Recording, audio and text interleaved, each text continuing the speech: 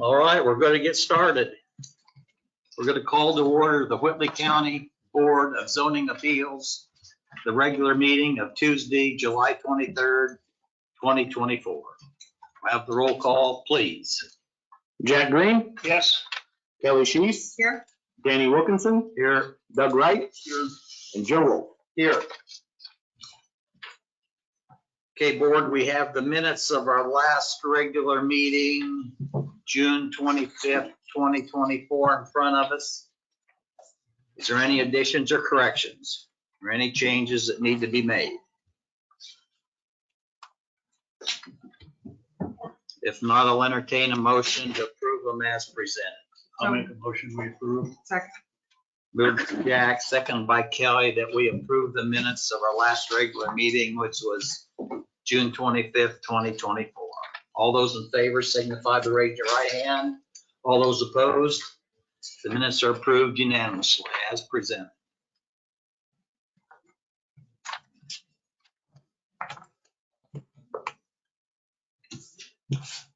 Okay, now we need to administer an oath. If you guys are a petitioner, if you're in opposition, if you think you may speak for any reason, you need to stand at this time and our attorney will swear you in. Anyone who thinks they may speak for any reason. Please raise your right hand. You swear or affirm that any statements you'll make before the board tonight will be the truth, if so, state I do. All right, thank you.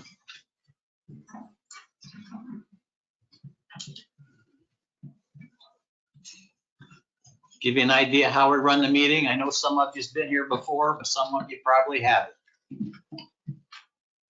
We'll read your petition. Then the staff will give the staff report. Then we'll ask you to come to the podium, state your name and address, and what it is you'd like to do. If you're in opposition and wish to speak, you will have an opportunity once the petitioner has made their presentation. So once the petitioner makes their presentation, you can speak later. Okay?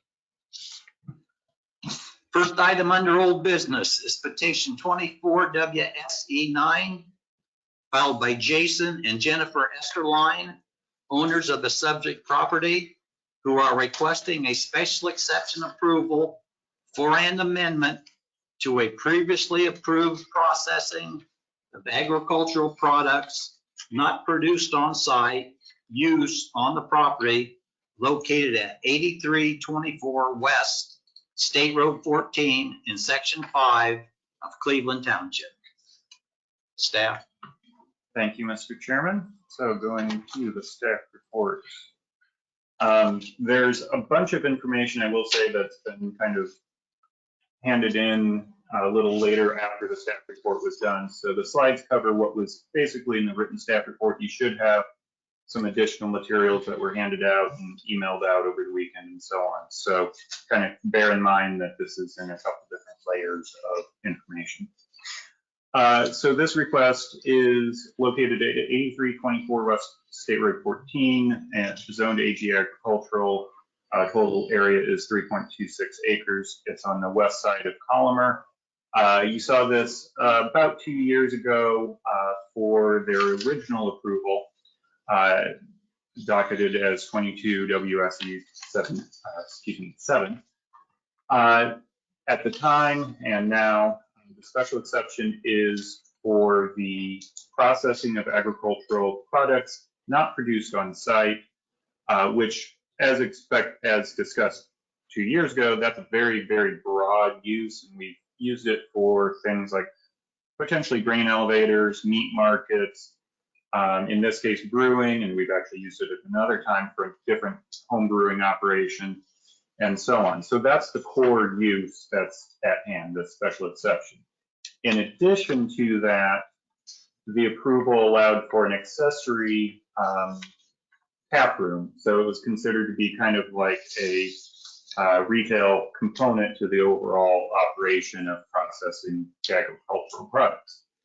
And as you might recall, in the staff report, it it mentions that most of the focus last time and this time is actually on the tap room component of it. The brewing operation last time didn't have very much discussion. There were some things about production and volume and so on, but by and large, the conditions and most of the discussion was on the tap room and the seating component of it. And again, tonight, that's where most of our focus is going to be, unless you feel otherwise.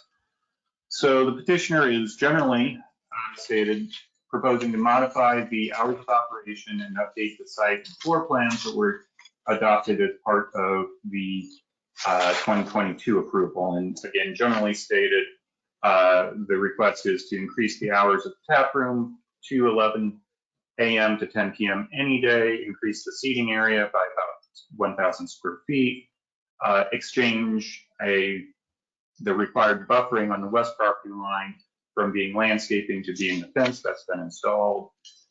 Previously in the 22 approval, 6 square foot sign was allowed. What's actually there is slightly larger at about 8 square feet. And the site plan needs to be updated to reflect the additional parking spaces that the petitioner has installed over the course of 2 years. So for everyone's reference, it's in this written staff report, but for everyone's reference, these 10 items were the final conditions of approval for that 2022 approval. Again, the main ones that we're looking at are that the exception was granted as presented, which included setting the site plan and the details in stone.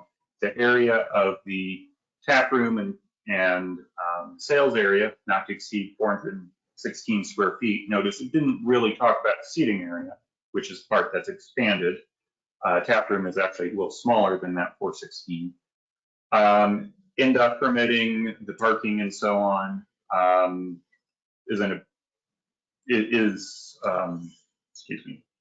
NDOT is in process right now. They have received directive from NDOT on what to do, so that is being complied with. Noise, we haven't received any specific complaints about noise and the decibel readings, but that could be, that is something. Noise is always a consideration. It's my understanding that the health department rules are up to date. Hours of operation is what's being requested to be amended. Same thing with number 8 about signage.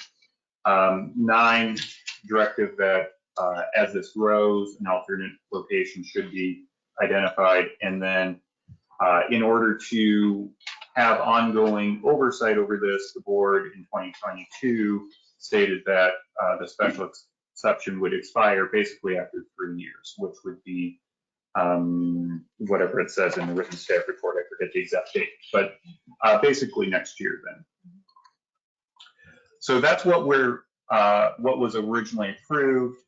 We've talked about it before that in our code, special exceptions, there isn't a separate amendment process for special exceptions. So anytime changes are made, it opens up the entire special exception. And we actually have a couple special exceptions tonight that applies to. So keep that in mind as you go forward. If there's additional things that need to be changed, or if there were things that weren't quite dealt with before, we can treat this as a whole special exception again, because that's the way the code it works. There isn't any sort of amendment only or a light approval. So going to the reference materials highlighted there in blue is the subject property. You can see that there's a few residences in the surrounding area, one immediately to the west, one immediately to the east, and one to the southeast across State Road 14, and then one a bit farther south to the, or excuse me, farther southwest, and then the long building there. 2 properties to the west is actually owned by a church. A little closer view, the building in question that is the location of the brewing operation and tap room is this one. I believe this is a livestock building and doesn't contribute to the overall operation other than there is some porch seating out here, and the petitioner does have some garden seating as well over here. But most of the seating, the tap room itself and the brewing operation is in this western structure. oblique view just for a bit slightly different perspective, and these aerials are from March of this year, again. So going on then, just basically skipping ahead to staff suggested conditions. I'm not going to go through all of the different review criteria.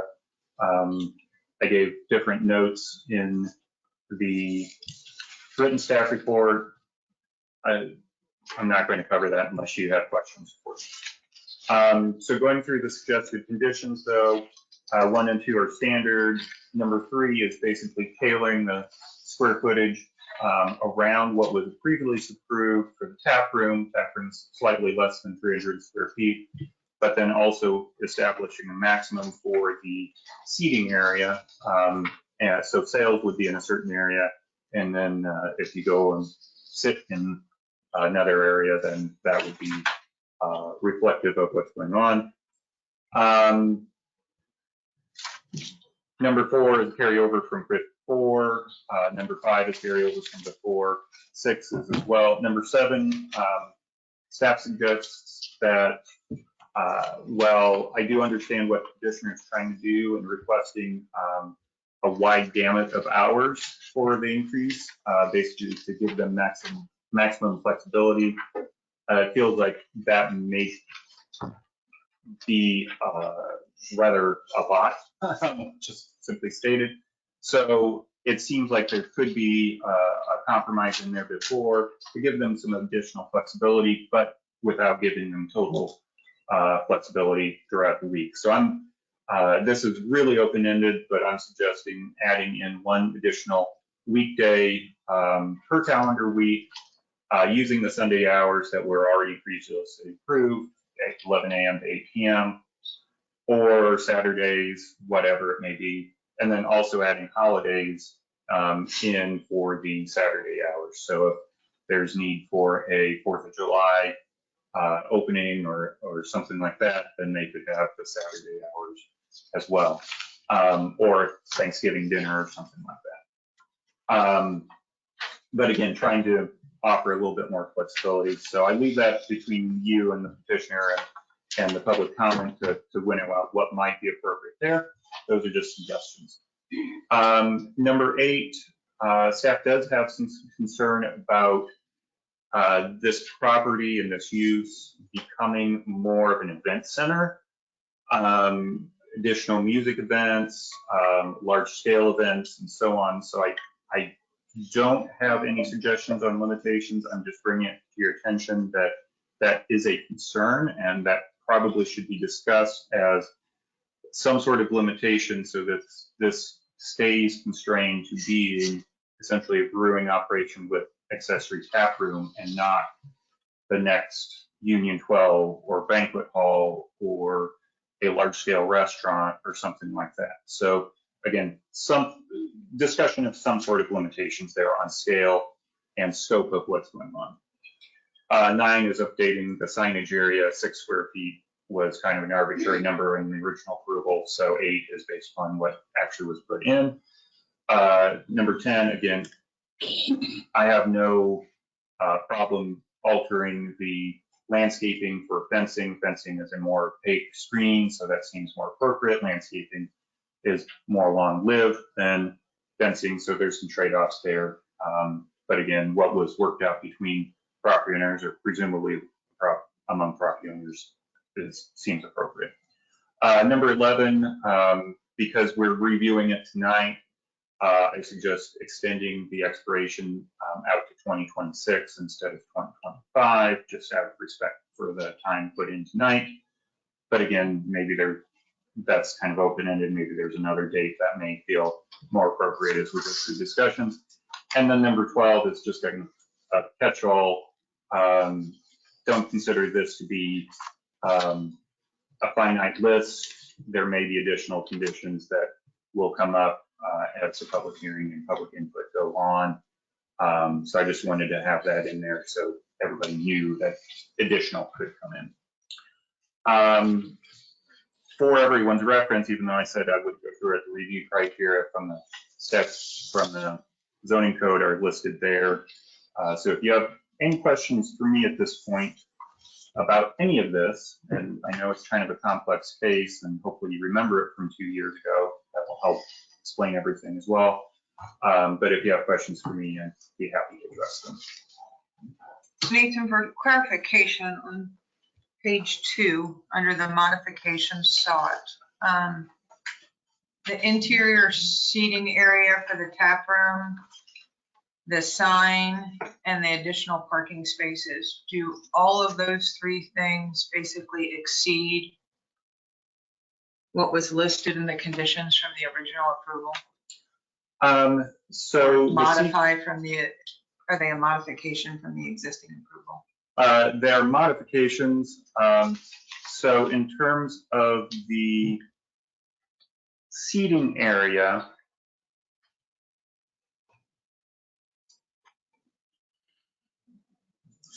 sorry, we got notes that the live stream is off, but it seems to be working. So the seating area wasn't addressed specifically. The condition was about the tap room, and what was constructed is actually for the tap room is actually under the maximum that was allowed, but seating wasn't addressed specifically. So this would include seating in this, because that is a modification of the approved site plan or floor plan. In terms of parking, they actually have more parking than what was originally planned for. So that too exceeds, in a good way, the minimum, but it is modification. And then the sign is, that is in excess of what was approved. So 8 square feet instead of 6. So changes both over and under. Wanted some clarification on that. Sure. Any other questions of staff at this time? Have other opportunities if we need to. All right, petitioner or your representative. Name and address, please.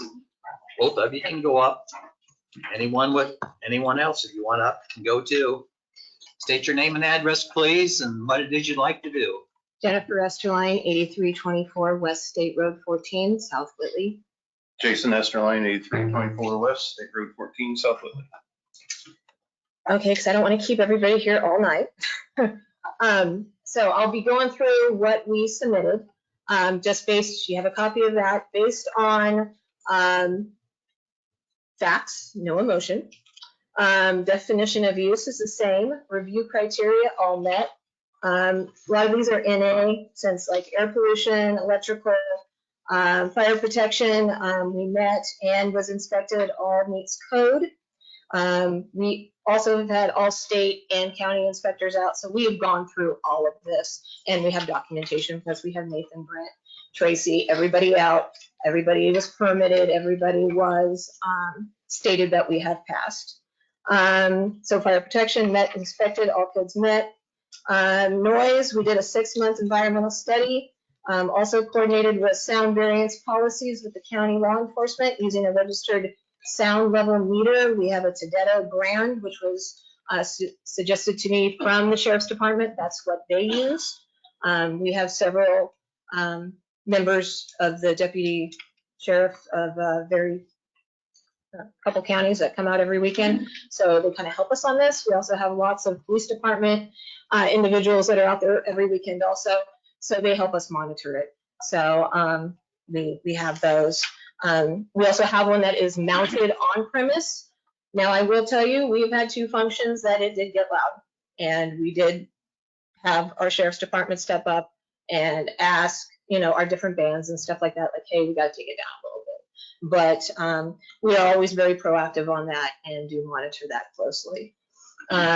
We proactively had Whitley County Sheriff's Department deputies monitor our band events, since they would be the ones to arrive if they were called in on complaints. We had them stand for several hours all over. We do, go to the Sheriff's Department and we have them come out at our own will that are active, not off duty. So since they would be the ones to arrive, so they reported no issues. We asked specifically on the first weekend in July when we had our anniversary party, which we had 5 bands out on that evening, but we also kept between 6 and 9 p.m. So we did not oversee any kind of hours. We were very compliant and very compassionate toward everybody else, because nobody wants to listen to music till 10 o'clock at night. So we did have everybody shut down at 9 o'clock. And they said that if they were called out, they would not have any issues with any of the sound. And we did have 2 deputies out there that night. Live music will only be Friday or Saturday nights. Even with us doing extended days or hours, we will not have any live music on any other nights. We do understand that, there's school nights, even during holiday, we have a family also, and it's not something that we're going to strive to have large entertainment venues or weddings or week events. So only Friday and Saturday nights, and we wrap them up at 9 o'clock. The sheriff deputies reported that the average decimal for family get-togethers range in the 60s. That's based on the decimal reader that we were using, that our county deputies use themselves. Drive-by traffic is in the 70s. Farm equipment is easily well beyond that.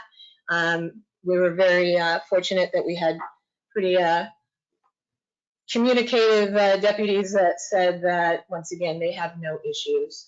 We are zoned agriculture, and at any point we could have semis warming up at 3 o'clock in the morning, or we could be having swathers or combines and anything like that, and that we are well under what our decimal reading should be. And then there's also commercial properties in the area also, and they said it's not an issue. And if anybody ever needs to refer, we do have a list of our deputies' names that were out there. Odor is in an NA, vibration NA, heat glare NA. Waste, we do have one dumpster out there. As for grains from brewing, 100% sustainable animal feed usage. We're a completely sustainable farm. Water was brought up last time. Since then, we have some spectacular holding tanks installed behind the barn. It's pumped and documented. We have to for the state of Indiana. So the one thing about having a brewery or a winery in Indiana, you have to have lots of documentation, and you have to have the state inspected all the time. Landscaping matches all buildings. We did kind of, the whole thing with the sign. We met that it was supposed to match Esterline Farm sign, so we had it.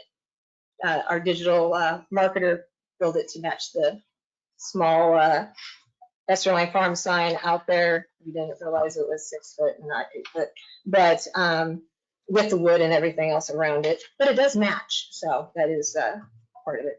Also installed sound barriers, fencing, state regulated barriers that were inspected by NDOT and we passed. Keep in mind that there was no infractions from NDOT. We took it beyond, from ourselves to be proactive and called them out. Following all county and state codes, we proactively requested NDOT to come out to inspect. Adam Kelley, permits investigator for Fort Wayne District. He reviewed and passed our parking lot, 34 spots. He said it was very well done, very maneuverable, and we have room for any kind of drop-offs for anybody that might be having a food truck or might be handicapped accessible, or even somebody that might be dropping off, beer grains or livestock feed, which, by the way, we are still an active farm. School bus. We also allow the school buses to come in and turn around, so they don't have to go all the way to the school and turn around. So once again, we do have a child that still utilizes the school bus. Driveway, Adam specifically told us that our driveway is great. It can be from 24 to 45 feet wide. We know that was an issue with one of our neighbors. We were kind of, we just didn't know for sure, so we wanted to make sure we were compliant. We did not want to upset any of our neighbors. It is nicely designed and it has the proper slope. He found no fault, but suggested that we do take it, since we are on a state road, to put 14 feet of asphalt down. For one, we want to be an example of a positive farmhouse brewery and an example to our county. And so we have already pulled the permit, and we are going to be getting 14 feet of asphalt put down. Also for us, that lowers our insurance rates. So say somebody is trying to pull in or out of our driveway and it's gravel, if they couldn't get traction, if there was an accident in the future, This way, we are completely compliant on that level for our insurance company. Believe it or not, insurance is way more critical over our farm than the state is. And so we are self-regulated on that because, of course, we don't want to upset our insurance company. And there's been absolutely no noted that there's no issues with being a traffic problem or causing future problems with traffic flow. When we first started this whole process 2 years ago, of course, we were concerned about that. We were worried about that. We do monitor that, and there has been no problems with that. There's actually more of a problem when we have the South Whitley garage sales, or we have tractors going down the road, which of course we're pro farm. So that's just part of living in agriculture development area as ourselves. Mayor Ryan Daniel suggested us using niblock in Columbia City. Mike Maggart came out and inspected. Mike is the one that's pulling our permit and has us scheduled for asphalt. He works closely with Adam from INDOT, and we are completely in compliance with INDOT on that. Additional seating indoors for families. So we added an additional 300 square feet, enough seating for 40 people on the other side of the tap room. So what we decided to do when we had the inspection come in for our tap room, we had way less seating than we needed to actually have in there. And so what we thought we had was like 330 feet. We actually only had 200. So we thought, well, let's go ahead and use it on the other side. So we have room for, say, anybody that can't handle being outside. We have small children. We are family friendly. We actually have a kids area over there.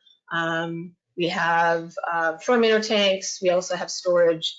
That's where the guys brew also actually in the front area, let alone the half of the back that is only for storage and brewing. But we added 40 seats.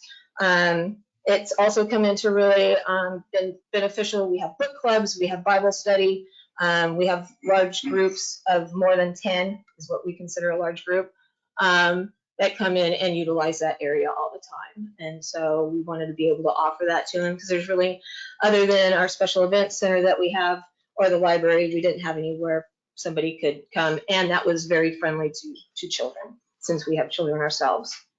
Hours and days of operation. So we put down 7 days a week or 11 to 10. I will tell you right now, we will only be open 5 days a week. The reason we put that was to have more of an option for holidays. Say New Year's falls on a Sunday, so New Year's Day would be on a Monday. We utilize our holidays pretty openly. Most people know that if you do follow us or as a part of the e-brewing group, we utilize all holidays for fundraising, and we have a lot of families that need help during those times. So we open it up as a special event, which isn't like a wedding or large numbers. This is something where we'll do like a Thanksgiving buffet. Everybody comes and can do a food donation or a monetary donation, and then we utilize that for our local South Whitley food closet. But I will state that we will only be open 5 days a week. I just don't know which ones that should be. The reason we say that is that if you ever travel around here in Indiana and you go somewhere on a Monday or a Tuesday, you're going to be hard luck to find a restaurant or specialty brewery or a place to even shop sometimes, because they're mostly closed on Mondays and Tuesdays. Also, I'd like to point out that I do have a day job, and we do have a family, and so we won't be open 7 days a week. We just need to figure out which days would work out better for ourselves and our community. And then if we need to be open on a Monday or a Tuesday or, whatever, we'll just do that as a special event for our community. Let's see, especially, yeah, so I covered all that. Future growth of e-brewing. So we have determined that we're not going to be moving to another location. This is going to be it for us. Everybody loves this destination. I will tell you, there's probably 95% of the people in here have somebody that in your family, if it's not yourself, that attends e-brewing. And it's because they enjoy the farm, they enjoy the animals, they enjoy the education, they enjoy the community involvement and what we are passionate about. We are here to supplement this county. As you know, my whole passion is Whitley County, and it's the love of the destination. There's breweries, there's bars, there's taverns, there's all kinds of stuff around here within the 11 counties of Northeast Indiana, and there is only us that is a farm that we can utilize. The hospitality and the usage of farms is growing. We've really seen it down south. We're seeing it in Michigan, Ohio, Illinois. There would be no reason why Whitley County cannot benefit from this kind of revenue. Also, we have our next generation. I don't know if any of you have teenagers. I do. I want them to stay, and we need to give them a reason to stay. Generating income for farmers through tourism initiatives by opening our farms to the public can tap into additional revenue. This allows us to diversify our income and reduce our dependence solely on ag produce sales. I don't know how many in here own a farm or is in farming, but right now, this is a crucial time for all of us. It's either sell your farm if your kids don't want it and they go and develop it. I'm not against developing, but I'm saying there's other options for us. The concept revolves around providing visitors with an immersive experience. That's why we're keeping it on the farm. Why would we move to the town of South Whitley or Columbia City and just open up on another main street and have a space like everybody else? Money is hard nowadays, and if you're spending it, I understand you want a special place to spend it, or you want to add something to your family. If you have kids, there's not too many options to be able to go somewhere and actually have kids run around. They can be with the goats, they can be with the chickens. Yes, I know there's other places, but we offer something special to Whitley County. This helps bridge the gap between urban and rural communities by promoting and understanding the appreciation of the ag sector. Visitors to our farm can witness firsthand the process of food and craft beer production, gaining a deeper appreciation for the hard work and dedication of farmers. This promotes the consumption of locally grown products, supports our local food movement. This also helps educate visitors about sustainable farming practices and the importance of preserving farmland, which I know is a huge issue right now because I sit on many of the committees and boards about that. We are capitalizing on a unique experience farms can offer. Farmers can tap into the growing market, providing both economic and cultural value to our community. Let's not forget the continued growth of taxable revenue to Whitley County. That's huge. Nobody likes to hear it, but the county needs money. We need to keep growing. Change is hard sometimes for some people. And I know, yes, we got neighbors, but we also are zoned to agriculture. We're not residential. We are agriculture, and we are promoting agricultural products. E-brewing has been a driving source, a living example of what a good business can bring. We have built this farm, production barn, and tap room with all local builders, craftsmen, and artisans. We support over 20 businesses across our county every single day. We have been able to raise over $10,000 for local nonprofits just by playing bingo every other Friday night. That is what is important to our county, is giving back, making our county better. We have donated to food banks, schools, little leagues, and community events every single month. We have brought awareness to Whitley County. People actually know where South Whitley is now. We are currently top in the state for craft beer. We are the destination people look for. We are currently one of the top 4 vendors for the Junior Achievement Wine and Beer Fest, which is huge. We have asked to be one of the official brewers for Community Harvest, which if anybody wants to know, that's our state and national food bank. We've been asked to also host the beer. They came out and brewed with Jay and Justin, and then we donated all the product back to them. They will be coming out in August to have a release party. So this is everybody in the state that is on the boards for every community harvest. That's very important. They're coming to South Whitley is the key. They usually have it in Fort Wayne or in Indianapolis. We've been asked to have the young Republicans, the commissioners, and other state officials out this fall. Many of these requests to be open more days have come from these individuals because they need environments like what we have to offer. We are proactive in safety and consideration. We monitor and assess daily. We want to be an example to others in the state that have a small family that have a small family with a passion that can base growth and have a love for farm life. Just this morning, if anybody just thinks that this is just something we put on, we're literally running goats around to clip hooves, gathering all the show chickens and their new chicks. I mean, we are an active farm. We're not monsters. We understand that there's people that live next to us. It's also called communication. But we also, once again, this is fact-based. This is a zoning board, and we are coming for zoning issues. We have fine-tuned our place to match that zoning manual. We are in constant contact with these two men over here and Tracy from the Board of Health. We truly believe we are under a microscope, and we know that. But we also want to be the example of how to do it properly and not cause any issues. And hopefully we can also encourage other farms in the future. We are 100% transparent to anyone that comes through that door. We are here for our family, our community, and the love of having agriculture land, and we can share with others. I have a letter. I don't know if you have it or not, but it says, Dear Whitley County Zoning Appeals. This is from Michelle and Ken Slavchuk. Since we aren't able to attend this meeting in person due to prior commitments, we wanted to show our support and appreciation for E-Brewing Company. Even though this small business is just a year old, the impact on our community has been significant. As small business owners ourselves, we know firsthand the excitement and challenges that face us daily. E-Brewing has taken the excitement and poured it back into all of Whitley County. Their desire to help support and showcase other local businesses, artists, musicians, and startups is evident almost every weekend, not to mention the monetary donations they make to all causes on a monthly basis and more. This family-friendly fun spot is highlight of our county.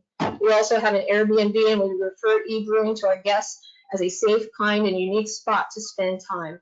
It's very evident when you are there that Jay, Justin, and Jennifer have thought in every detail to ensure the safety, respect, and enjoyment of all their guests. We are so blessed to have such amazing small business sharing their creativity with our community.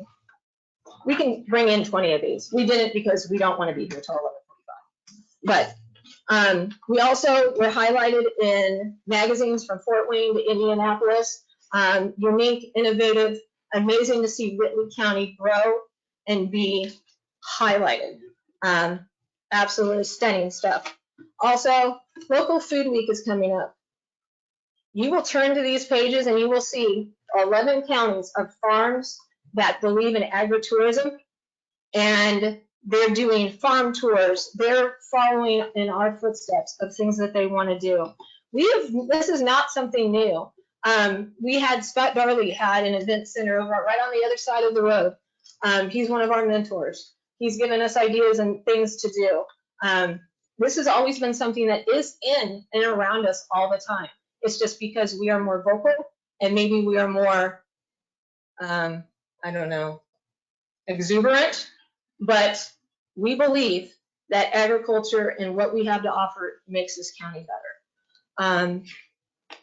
Once again, we're also all about communication, and not once, if there was a problem, we've been lucky enough that even our neighbors that do have issues, we have their sons, we have their wives that come over and see us, that spend time with us. We're actually extremely lucky because most of them have lived here most of their lives and been able to promote us tremendously. Once again, we don't want to be a hindrance or a problem to our community. We want to be able to highlight it. So that's all I have to say. Just a couple things. I know that I'll get to the parking situation. I know there's been issues when we very first opened. I've done the best I could to remedy them, so there was no issues. There was people parking alongside the road. I put up signs and mulch and things like that to keep them from parking there. But for the more space inside proceeding, when we started this, we had a predicted number of what we were to expect, and we've exceeded that tremendously. Some say it's a good thing. It is a good thing. It's also a very stressful thing.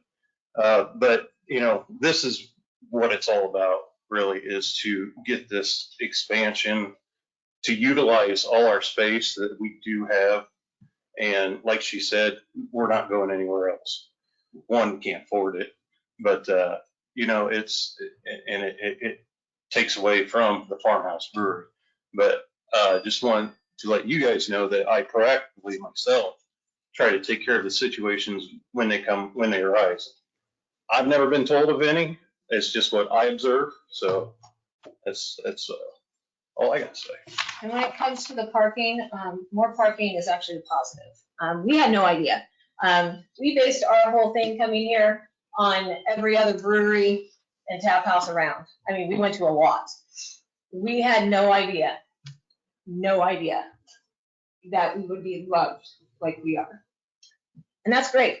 I mean, we have people from all over. We have people coming down from Kalamazoo saying, thank you for what you're doing.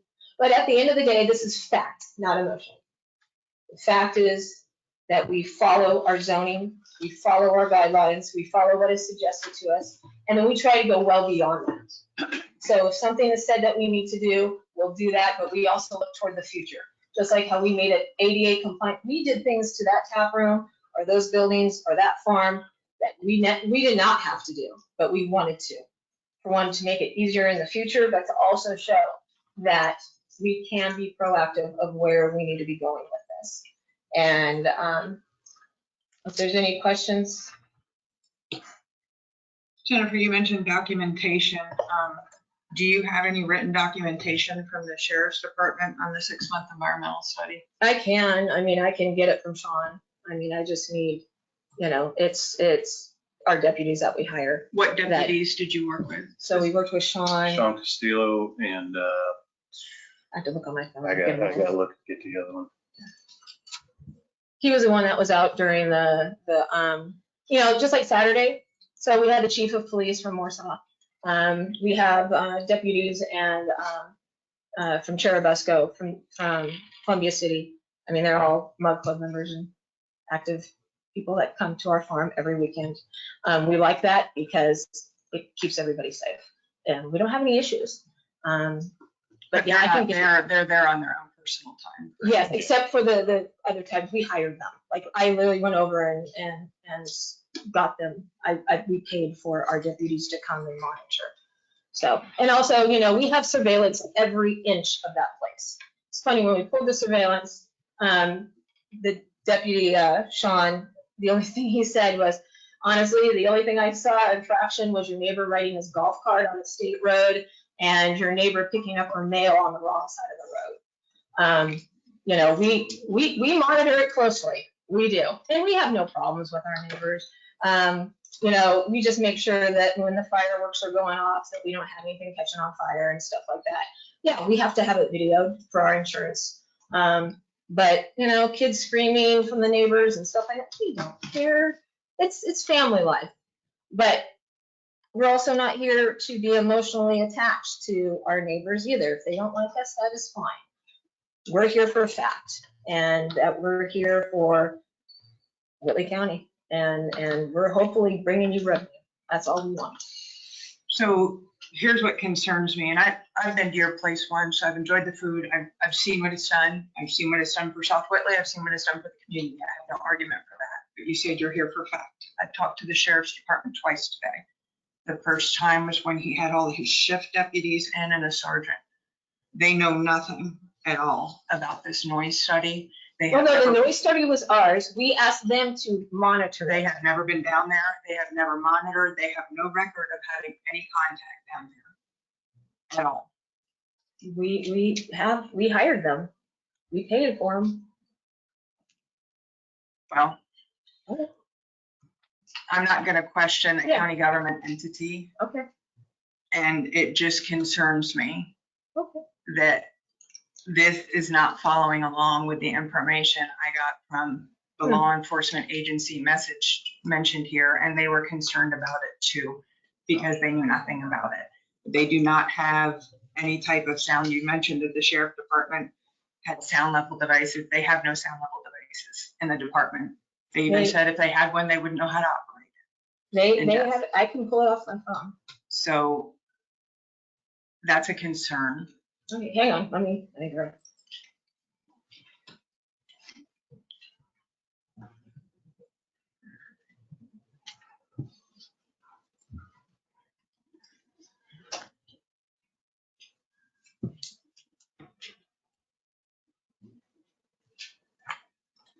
my suggestion would be to take it up with Sheriff Spencer and his staff. Well, what's one under Sheriff Spencer?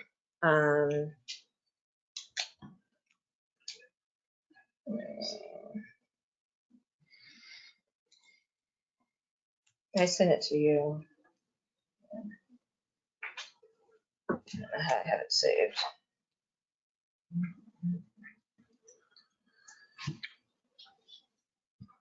Give me a second.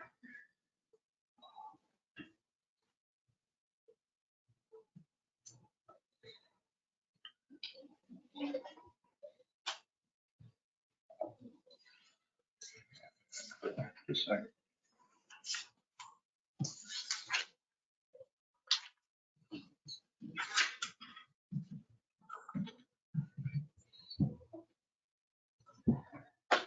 It was like Tuesday before the anniversary party. This is Tuesday.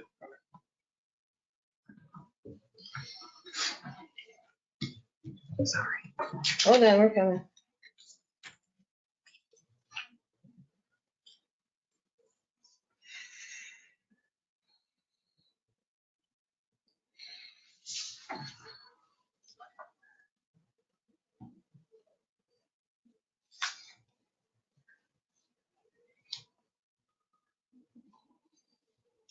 I can't remember his name, that's why I had to say later.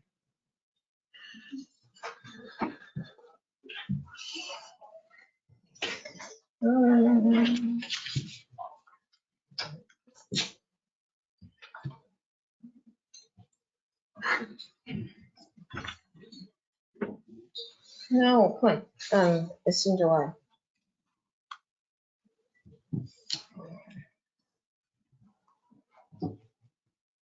It is.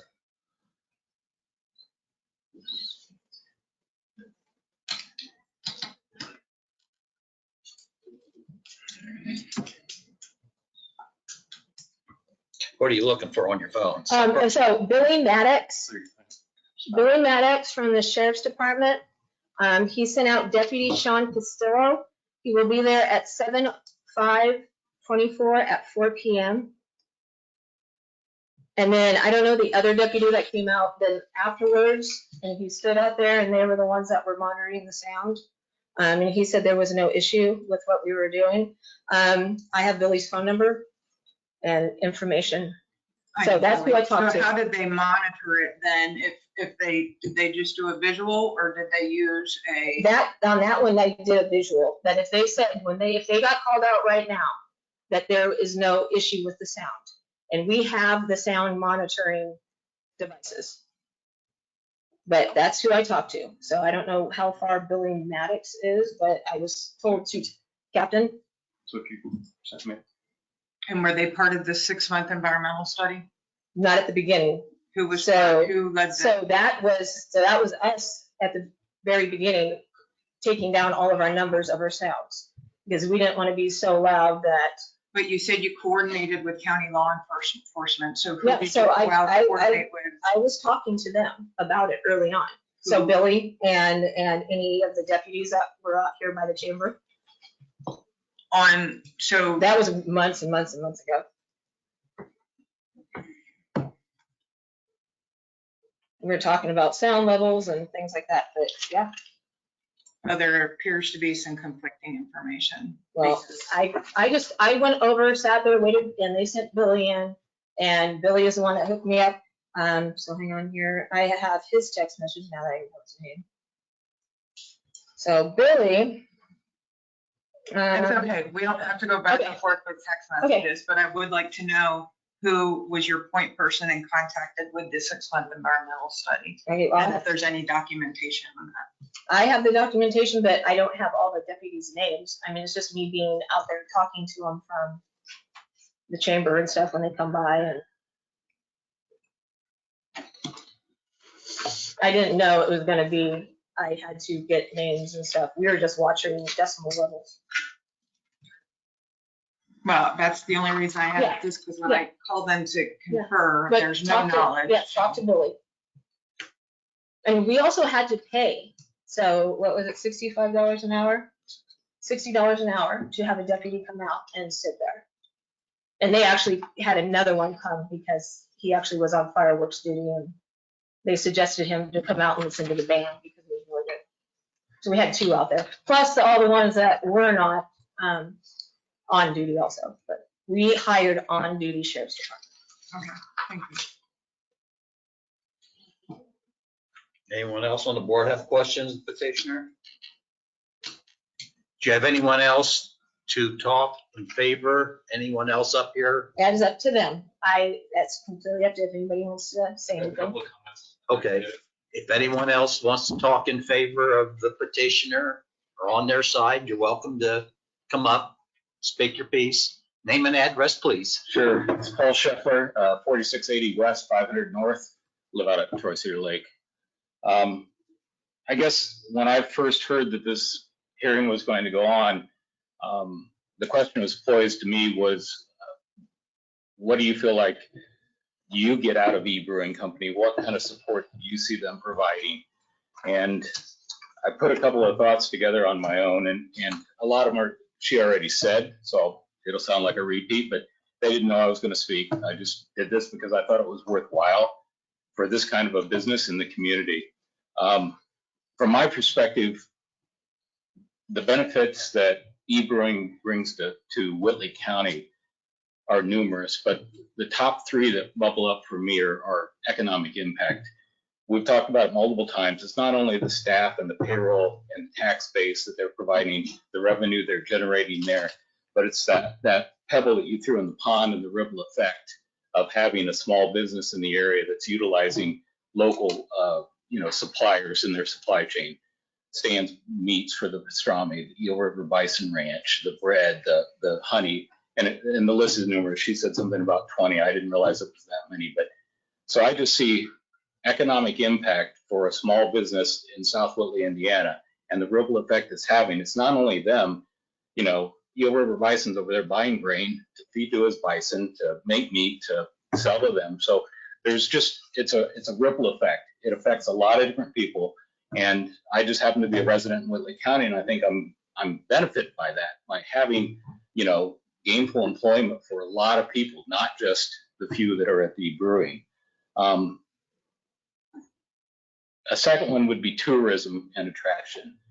Just last Friday night, for example, sitting there in the tap room, I talked to a couple out of Fort Wayne. I asked them if they'd ever been there before. They hadn't. They'd heard about the brewery, and they came over from Fort Wayne. I also talked to 4 people up from Indianapolis that were up to stay in the area. They were in there Friday night. They planned to stay in the area for the weekend. They planned to do other shopping and different things. They talked about the farmers market in Columbia City. I have friends that come down from the South Bend, Mishawaka area regularly to attend the brewing. It's just, they've created this, and this is my third point, a sense of community. It's a social hub that's been created out there, and you've got these attractions that are bringing in. My wife held her retirement party out there after 37 years out at the Bowen Center. She had the party down there, and it drew in people from almost all of the different Bowen Center communities. They're Plymouth and Warsaw and Fort Wayne. So you're drawing in people all the time from other counties and other areas to this brewery in South Whitley. I think there's also the bingo. Jen mentioned it briefly, but it's almost standing room only. I mean, to have that many people come out and play bingo for a nominal prize, but almost every time, I think it's only been once or twice possibly, that the funds generated in the bingo was not all given back to the charity of the month. So they pick out a different charity, they generate funds in a 50-50 drawing, and the funds are all given back by the participants. And that's some of them were youngsters that chose to give that money back instead of keeping it for themselves. And I think that sense of community that they've fostered out there, that social hub where people get together and participate in something like that, is huge. There's just not that many places to do that. I retired a couple of years ago and worked actually for one of the breweries out of the Fort Wayne area. So I've been involved with breweries for a while now, and I've really come to e-brewing almost all the time now. That's just because of that again, the sense of community, the people you get to meet, and the fact that it's a benefit to the Whitley County area, I think it's all reasons why e-brewing should be, whatever we can do to enable them to continue this business model that they've created, I think is good for all of us. That's my 2 cents. So you said you live 500 north, is that 500 north of Columbia City? 4680 west, so So you live 10 miles away from this location? yeah, about, Okay. yeah, up on Troy Cedar Lakes where I live. And all the other people you mentioned did not live in this area? The example, Of the brewery. I'm sure there are people from the area that brew. That's my examples were just showing the fact that we had people from Warsaw, North Manchester, Indianapolis, Florida. It's a gathering place. Yeah, it is. It's a gathering place. And that's, again, that's a revenue generator. You're bringing in outside dollars. So to me, that feels like it's beneficial to the county. Any Questions? questions for this gentleman? Okay. Anyone else wish to speak on behalf of the petitioner?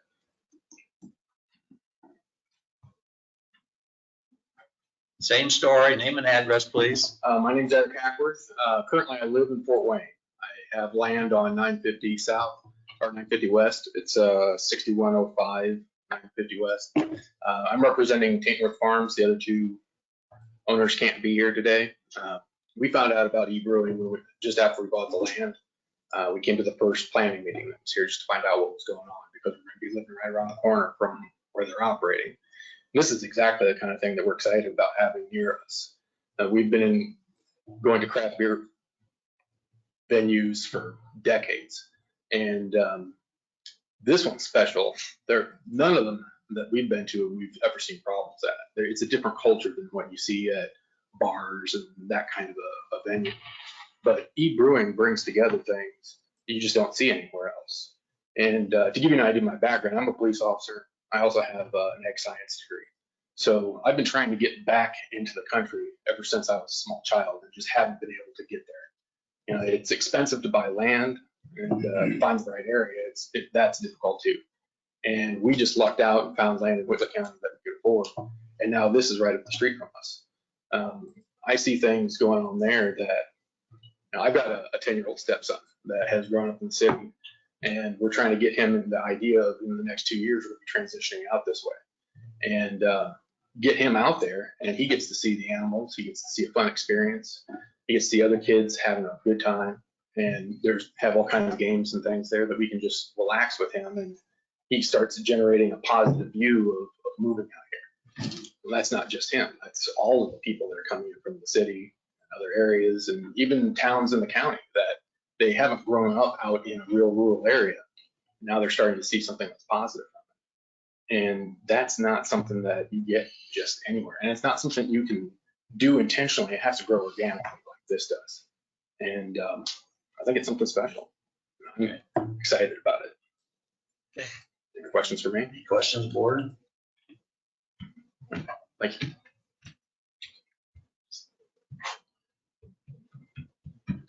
Anyone else wish to speak for e-brewery or at this time? Okay, opposition. You have an opportunity. First, you can ask questions of the petitioner. After, if you have any questions of the petitioner, if you have no questions, you can make any general statement that you wish, just as the petitioner did. Anyone have any questions to ask the petitioner? No questions, then anyone can make any general statements. Come to the podium, state your name and address, and any general statements about e-brewery.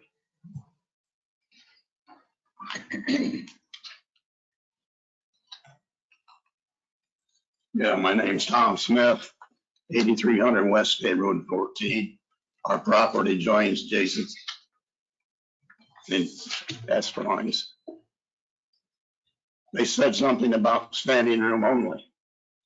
That's for 18 cars that's supposed to be there. And they want 30? How are they gonna do that? When you get livestock, you've got a certain amount of square that you have to have. They have 30 vehicles there, 3 people to a car. That's almost 100 people. That property is not big enough for that. I'll change the subject. They said they had somebody out to check the road and the driveway. I got no problem with that. Maybe they did. When I moved out there, I built that property. I had to have an inspector for the driveway.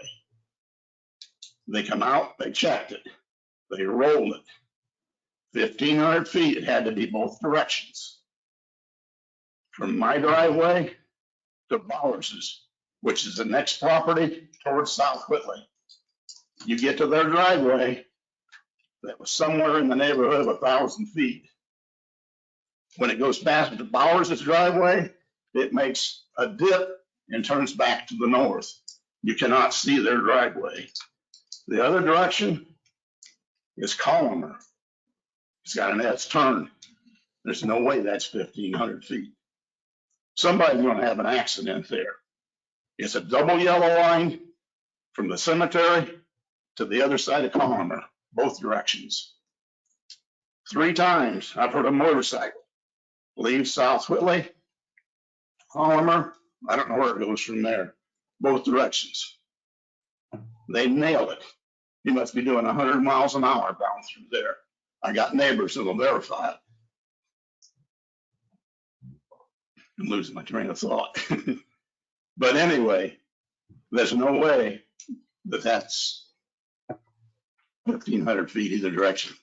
Somebody's going to have an accident and get hurt bad. And I will bring it up to the lawyer whenever it happens.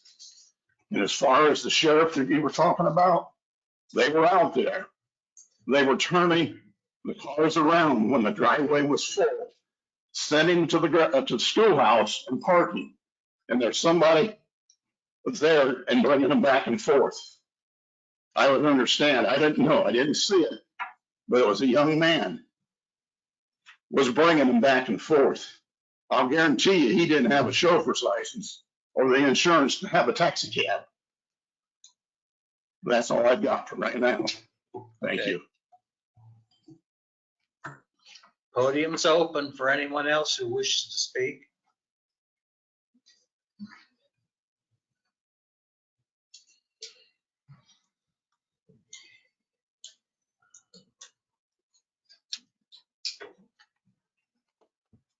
Hi, Charlotte Terhart. I live 8325 West State Road 14 across from Esterline's. My concern is why are we going to grant them some more exceptions or exemptions when they haven't followed the exemptions that you, or the exceptions that you set out for them in the first place?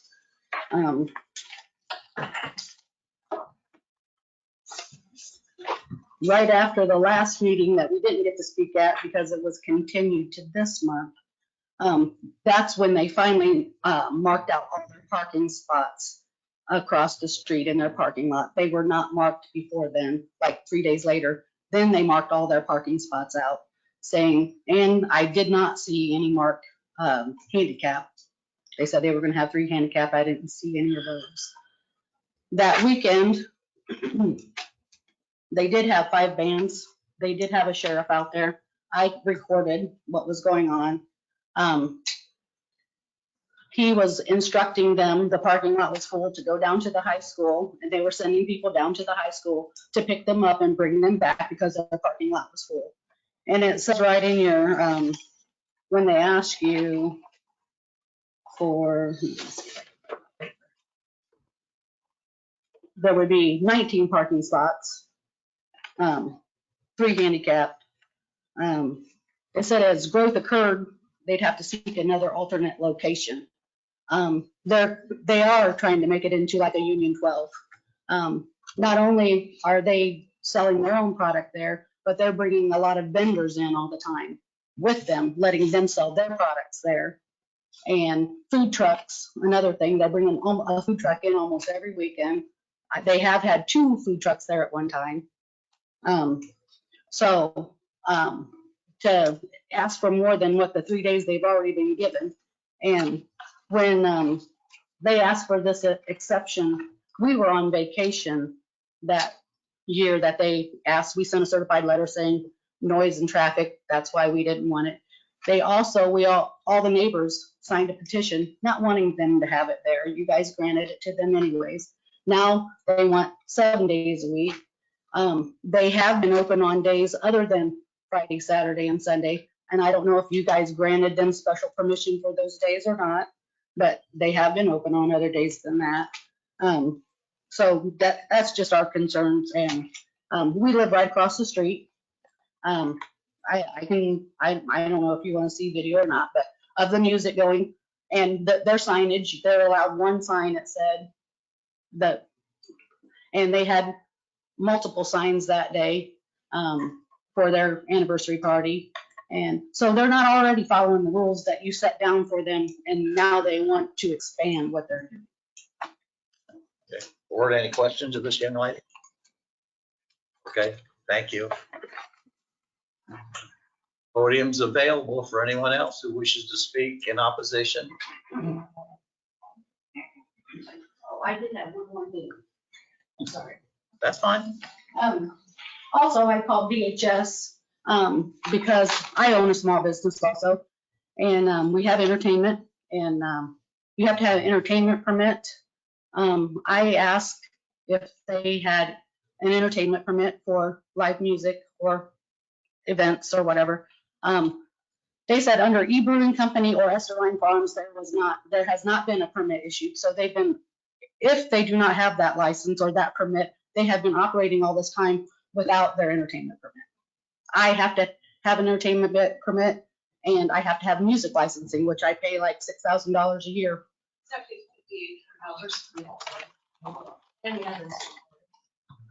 So Is this a state permit, a county permit?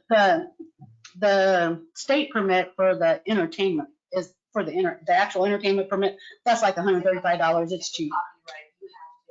That's different. That's a different permit I'm talking about. That the music licensing is different. I have that also. But the entertainment permit is so they come in and tell you how many people you're allowed to have. And Who's they? Is that the county? You're in Kosciuszko County, right? I am in Kosciuszko. I mean, your business is. My business is. This was Department of Homeland Security that I called. Okay. So for everyone's reference, the State Building Commission, which is part of the State Department of Homeland Security, they do have permits required for events. This is kind of an outgrowth of the state fair collapse a few years ago. It was actually a permit required before then. They've been a bit more vigorous on enforcement of that since then. So exactly what the rules are, whether it would apply to either case, I don't know, but that's what she's referring to. It is a state agency that's involved. If you're having live entertainment, you're required to have it. And I asked for under Esterline Farms or E-Brewing Company and their address, and they said they had nothing on record for that. Okay. Anyone else wish to speak? Anyone else wish to speak? Esterline Farms can rebut after the opposition is done speaking. Anyone else wish to speak in opposition? Okay, there's no more opposition to speak. Esterline Farms you have the option to rebut. You don't have to. Yeah, that'd be quick. So Go to the podium, please, or microphone. So when it comes to permits and all of that, yes, we have everything that for Whitley County that we are required to have through our lawyer. We made sure that we had the licenses and all that kind of stuff that we were required to do to open. That's why we do have a lawyer that takes care of us. He's also the owner of like Mad Anthony's and stuff like that. So our lawyer is specialized in breweries. We are a different setup that we don't have an entertainment area anyway, it goes beyond that, but yes, we have our licenses that we were required to have before opening. When it comes to what Tom said about the dangers of the road, honestly, don't know. That's why we had the inspector from NDOT come out, and you have his information. So does Nathan. Nathan already knows all the information on it. We made sure all of that was measured, taken care of. He's the one that okayed our parking lot. He's the one that okayed our driveway and told us what we needed and who to find that we wanted to pave our driveway entrance. We did not know. That's why we go to the inspectors and ask who we need to do. And Nathan and Brent have been a big help on that to tell us who to get a hold of. What were some of the other issues? I wasn't writing them down. Jay, you remember? No. I don't know. I mean, it's one of those things where, you know, we make sure everybody's safety is taken care of. We have people on the streets. We have kids that drive on the streets. Oh, about us shuttling. Yes. If anybody was really watching, David was driving. We have our vehicles that are insured. I was driving and Jay was driving people back and forth. That was the agreement we had for shuttling people. And you bet your butt we have insurance that covers us to be able to have others in our vehicles when we're shuttling. We actually have to do that and show proof when we do like Brewfest and all that kind of stuff. So yes, that was already taken care of. Head investigator, his name is on there for NDOT. That was out. Our insurance, also keep in mind, we're just not a business, we're a farm. That property is split. So when we have special events, I also have a national nonprofit, Farm to Fork. That does give me a whole other world to work for special events for this county. And so there's sometimes that Farm to Fork has an event there. Escalon Farms can throw an event there. We are open on days. Does not mean we are open to public. So the people that are arriving that might be, they see as coming into the brewery, just like when we have Michelle's book club over, we don't have the open sign up. We have a designated group coming in as Esterline Farms. That we have a pivotal line that is addressed. It is also marked. Yes, we have our handicap parking and drop-off area. We also have our Airbnb parking clearly marked. We also have our own personal parking marked, and that's usually in the back. And we always have road openings. So in case there was ever some kind of natural disaster, fire, whatever, we make sure those are always clear. They're never blocked. That's all I can remember at the time. So thank you. Why don't you just stay up there? Board, do you have any more questions of Esterline's? Any discussion? I just have a quick question for actually Nathan or Liz. On the conditions of approval originally and the hours of operation, does it differentiate between public and private events? I mean, are there other examples, or is that just general, or in the code, and I need to look through it? Are private events excluded from that conditions of approval? So let me bring up those conditions again, just so I refresh my memory on exactly what they look like. Let's see, that was this slide, wasn't it? It was this slide. So hours of operation for the tap room will be 4 p.m. to 10 p.m. and so on. So on the face of it, there was no distinction between events or anything. It was the operation of the tap room. That was what the distinction was. So if you want to modify that, that's up to them, right, Liz? They can make modifications. Right, so like, but I want to make sure we're talking about the same thing, just so I'm clear too. By private, you mean like somebody rents it out for a party that it's not open to the public, it's just open to the group. Right. Not private, as in like their families having an event, like a big event. Right. There where there's no payment. Right. We have no payment. We don't accept payment for rental, by the way. They come in, and we have family events. We have a farm there. We have Esterline Farms which is separate than e-brewing and the tap room. We have patios. I we know have- what you mean. Yeah, Yeah, so you're meaning like someone from the public is there, but it's an event that's closed off just to the people that are attending. it. Yes. It's not open to the public. Yes, and just it's in walk the tap room on a night that's not listed. Is Okay. that? I'm It says trying, the hours of operation for the tap room, so I think it would apply whether it's a private party or okay, that's what I need. open to the public. Thank you. Unless they're not operating the tap room. That's fine, but- So we had a family come in with, they had a death in the family and they used the seating area. They sat outside and stuff for the memorial dinner and stuff like that. That was during the week. But, we weren't open. That was strictly just for them, for example.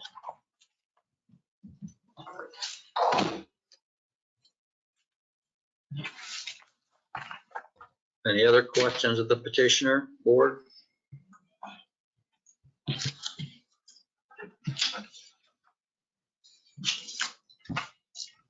Okay. Have a seat. Discussion, board? I got a question.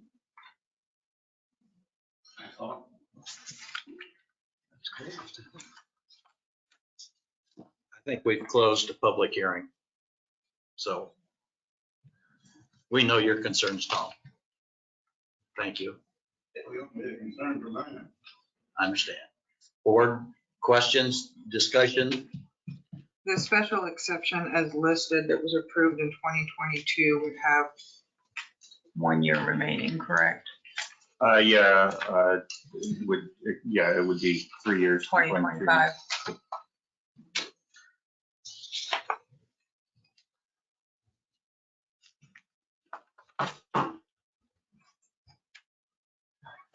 Well, let's go through the suggestions, conditions from the staff and interject with what the petitioner said.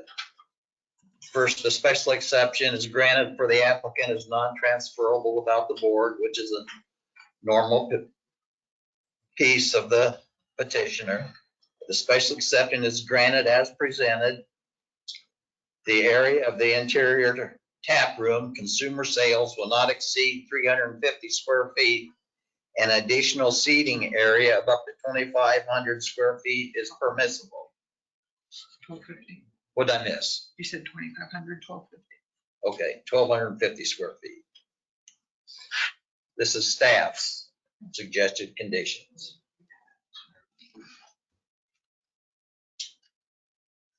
That's the 1,250 square feet an increase from the original, correct? The seating wasn't really discussed in the original one, so this is just addressing seating. The number and design of parking spaces will comply with the parking code specifications, and NDOT permit, if required, must be obtained. Yeah, the wording on that's a typo. I believe it should be specifications and an NDOT permit if required must be obtained, so. Specifications of NDOT and an NDOT permit must be obtained. Noise should not exceed 50 decibels. And the requirements of the health department for the septic system, food operations will be met. Hours of operation for the tap room must be discussed.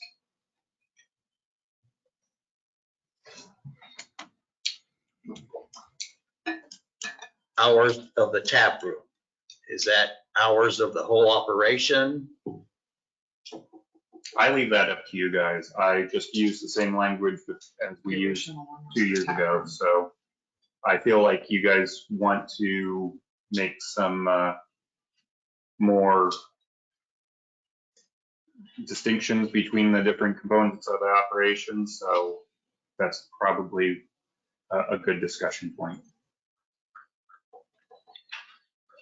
It's the same thing, the first three, 4 p.m. to 10 p.m. on Fridays, 11 to 10 on Saturdays and holidays, 11 to 8 on Sundays. And staff suggested one additional weekday per calendar week. using Sunday hours. So the staff has suggested 4 days a week. I think the petitioner asked for 5. Is that correct?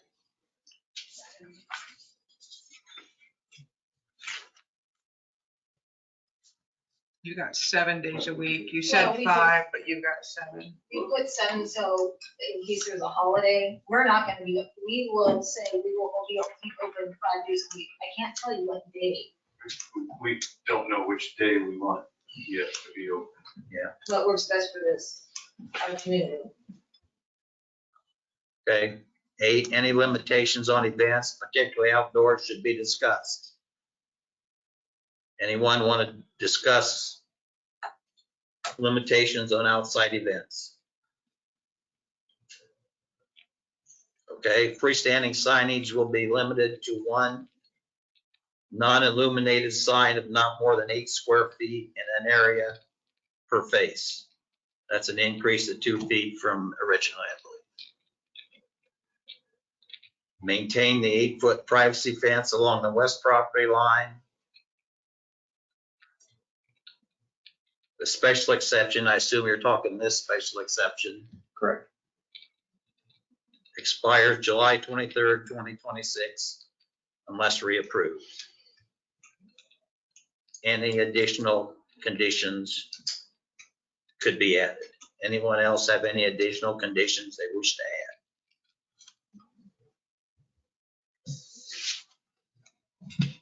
Any board members have any general statements they wish to make? My only comment would be, I appreciate the success of this. I sat in the audience as an alternate when it was first approved. I watched the growth, as I said, I've been down there for an event. I think South Whitley needs all the bright spots they can get, and it's happening. But I also think that there are some concerns here and some mixed messages and details. And I think we need to make sure that the conditions of the original approval are being met before we revise anything else. And it's one more year. And if this is as successful as it is and has been, then people will keep coming. And that's just my personal opinion.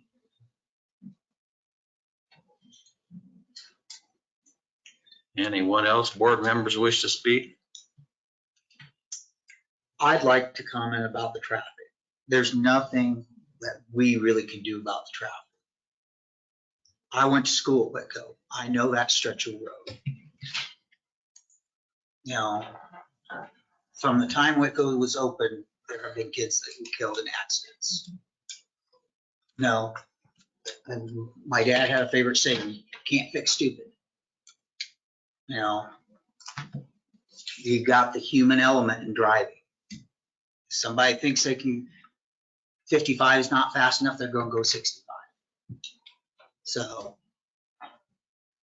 you know, we can't help that. I know people pass on double yellow line. I get passed on double yellow line all the time. There's nothing I can do. I can call in on the phone. I hear the sheriff's department and what they say about it. There's not much they can do about it if there's not somebody sitting right there.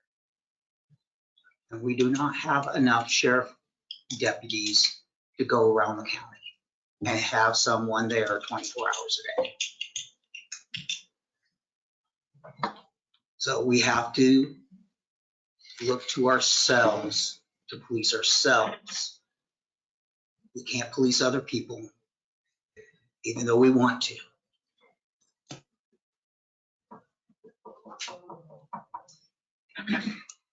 Anyone else wish to speak? Guess it's my turn. We all got an opinion. This is a special, family-friendly operation,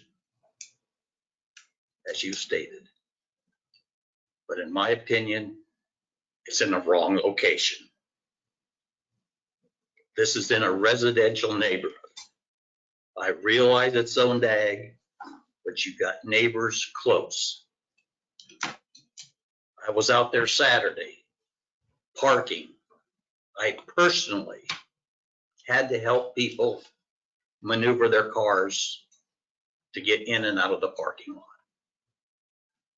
It's not big enough to handle the great job they're doing. It's in the wrong location.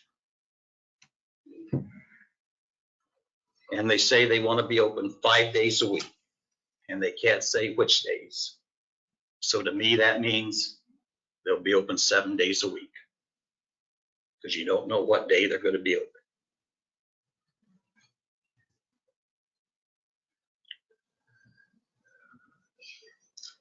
And it's in a residential neighborhood. Most of the activities is outside. Most of the seating is outside. That's fine. But they're in a residential neighborhood. They need to get in an open space where they can accommodate the people that's coming from Indianapolis, north of Columbia City, and every place else. I realize that a lot of people like to do this, so they need to get in the right location. That's my opinion. Anyone else wish to speak or add to any of the conditions that the staff reported? If not, we'll vote. All those in favor of petition 24 WSE 9? Oh, we need a motion. It's a special exception, so we need a motion. Thank you. Mhm. So what happens when I get started talking? It's okay. That's why you got us. We need a motion. Anyone wish to make a motion to approve this petition? I'll make a motion that we approve the position with the special exceptions. It's been moved by Jack. Do you have a second?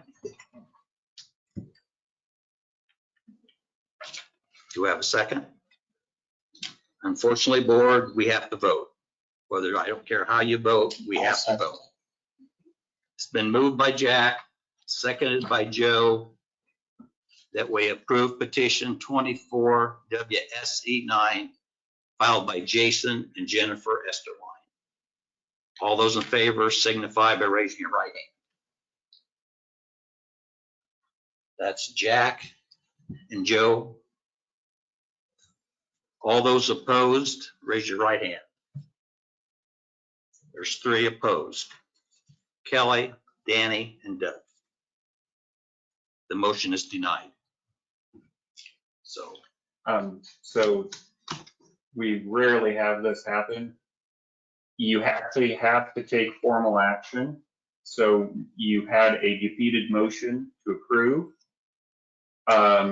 So your remaining options are to have a motion to deny, a motion to continue.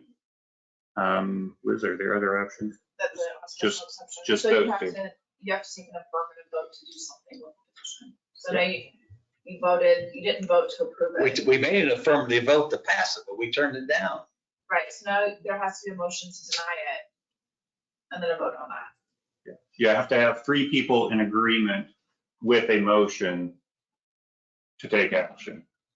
So if, So You you need a want, motion to deny the petition. Yes. or continue if you would rather.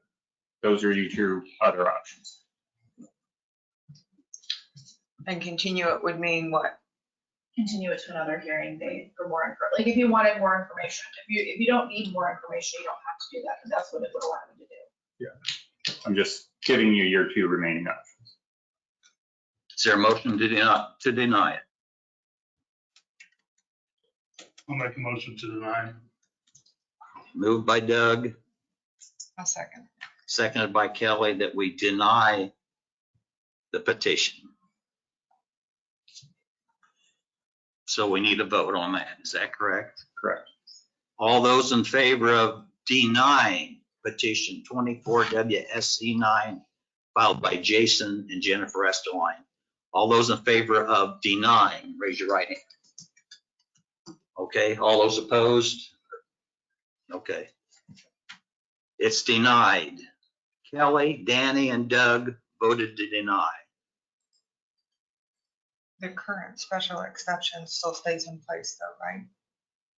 Right, you just voted down the amendments. Okay. And Jack and Joe voted not to deny. So it's denied by a vote of 3-2. I just wanted that for the record. Yes. Thank you. Okay. So their existing special exception stands, is that correct? Correct. This was just a vote on the amendments. Correct. Okay. So you still have a year before that one expires, so additional special exception could be refiled before then if you wish. So you may still see it again. You can still come back if need be. So does that mean they have to follow the original special exemptions or whatever? Yes.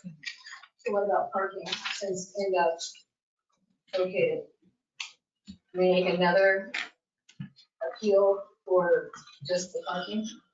Or can we get that passed since you were told like NDOT and yourself that more parking would be better for.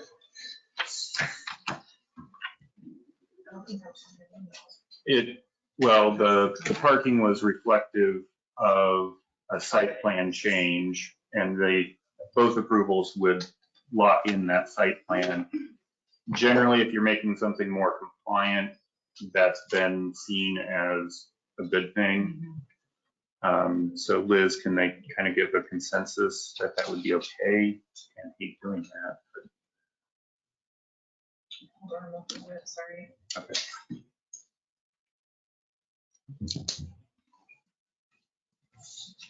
Okay. Well, Well, yeah, I mean, if they want to okay with it. It's up to that. But I think they voted down the amendments. But as far as enforcement, How can they okay the parking part of it if it's in the original? I just answered Nathan on that. Okay. I mean, Can you answer it louder so you can understand? The original one says the number and design of parking spaces will comply with the parking code. yeah, so that was the condition of approval, but the site plan showed a smaller parking area. So that was the issue, so. Okay, I guess let staff decide. If you got questions, call staff tomorrow, or let them decide where they're going with it or how they're defining some of this stuff. Yeah, So- we don't have an answer immediately. Okay. We'll get right in the next petition. Once the petition's done, you're free to leave if you so desire. The next petition is petition 24 W variance 12, filed by Dwight and Patricia Stetzel, owners of the subject property, who are requesting development standard variances of the required setbacks for a parcel split of the property located on the west side of 200 East, 1/2 mile south of 800 South in section 24 of Washington Township. Staff? Thank you, Mr. Chairman. So going on to summary of this. This is located on 200 East, about 1/2 mile south of Lod, zoned AG agricultural. What is being proposed is a subdivision to split the property. The petitioner, the current owner, is selling the existing grain bins and scale house to another farmer, but they're wanting to retain the pool buildings and tillable acreage for themselves.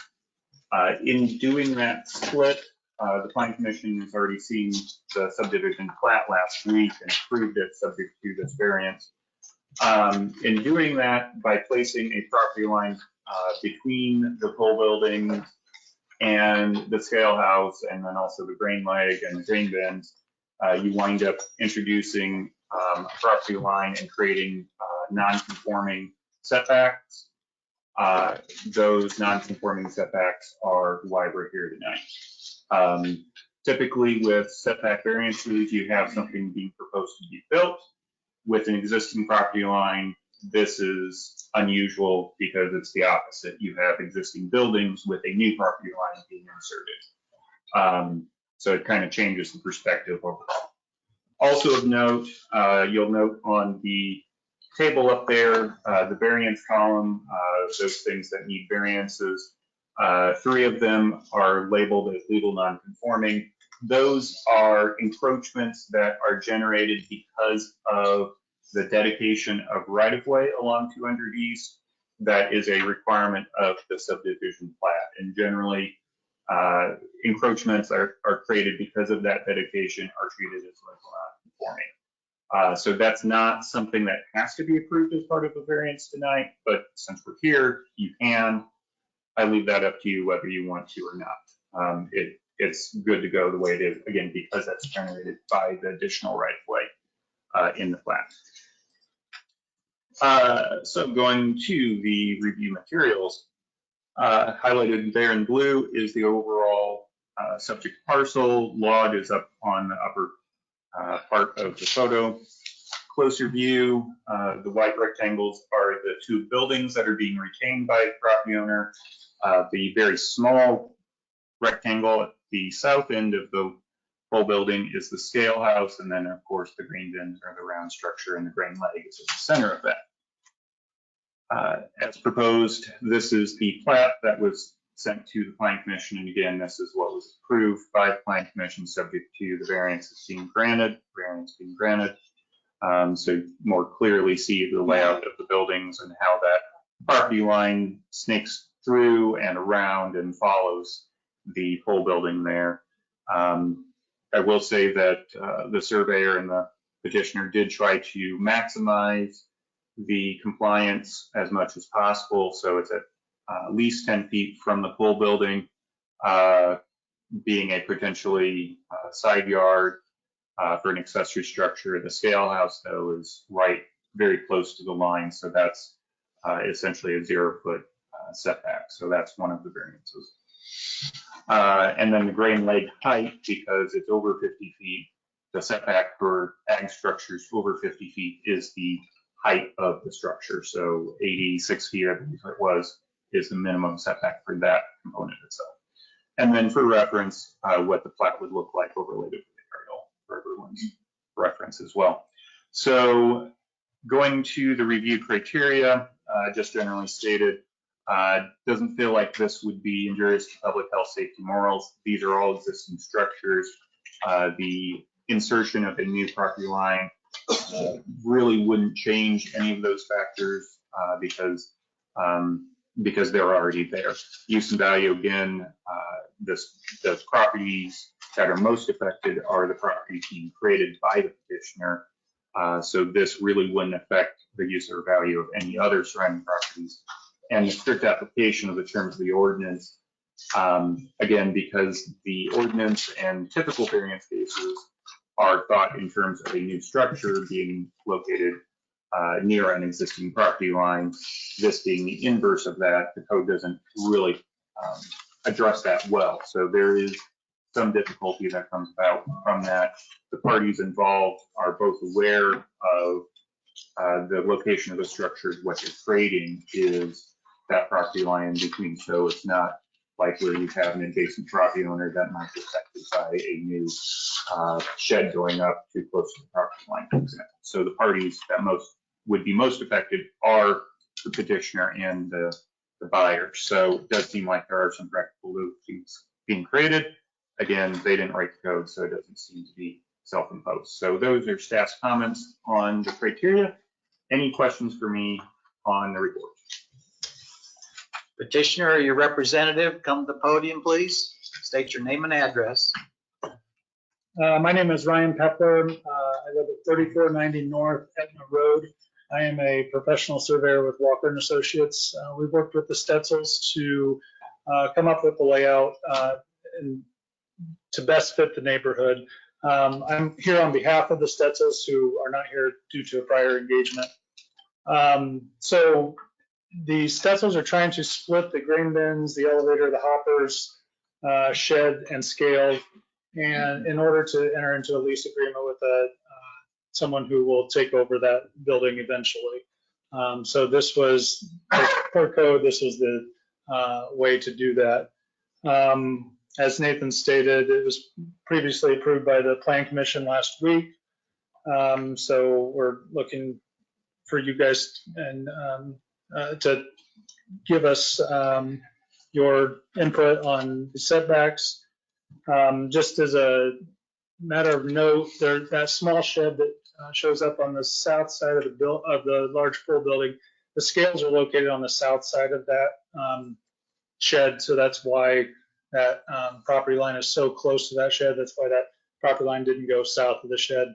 The intention is for the scales to go with the elevator. So, and as Nathan also stated, the Stetzels own the property. They live very close to that area. I can see their property in that area. So they're just ready to lease those buildings to a different farmer. And that's all I have. I'll be brief. Thanks. Okay, questions of the petitioner? Just stay up there. Any questions of the petitioner? Just stay up there. Anyone here in opposition to this petition? Anyone in opposition? There's no opposition. Any further discussion?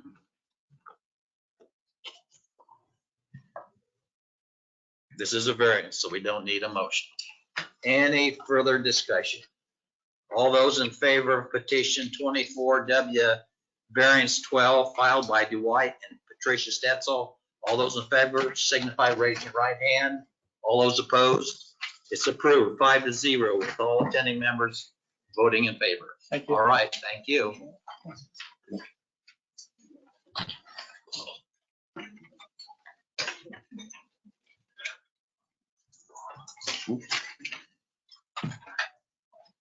The next petition is petition 24W variance 14 filed by Sean and Stephanie Pierce, owners of the subject property, who are requesting a development standards variance of the required front and side setbacks for construction of a room addition on the property located at 2367 West, 700 North in Section 6 of Thorn Creek Township.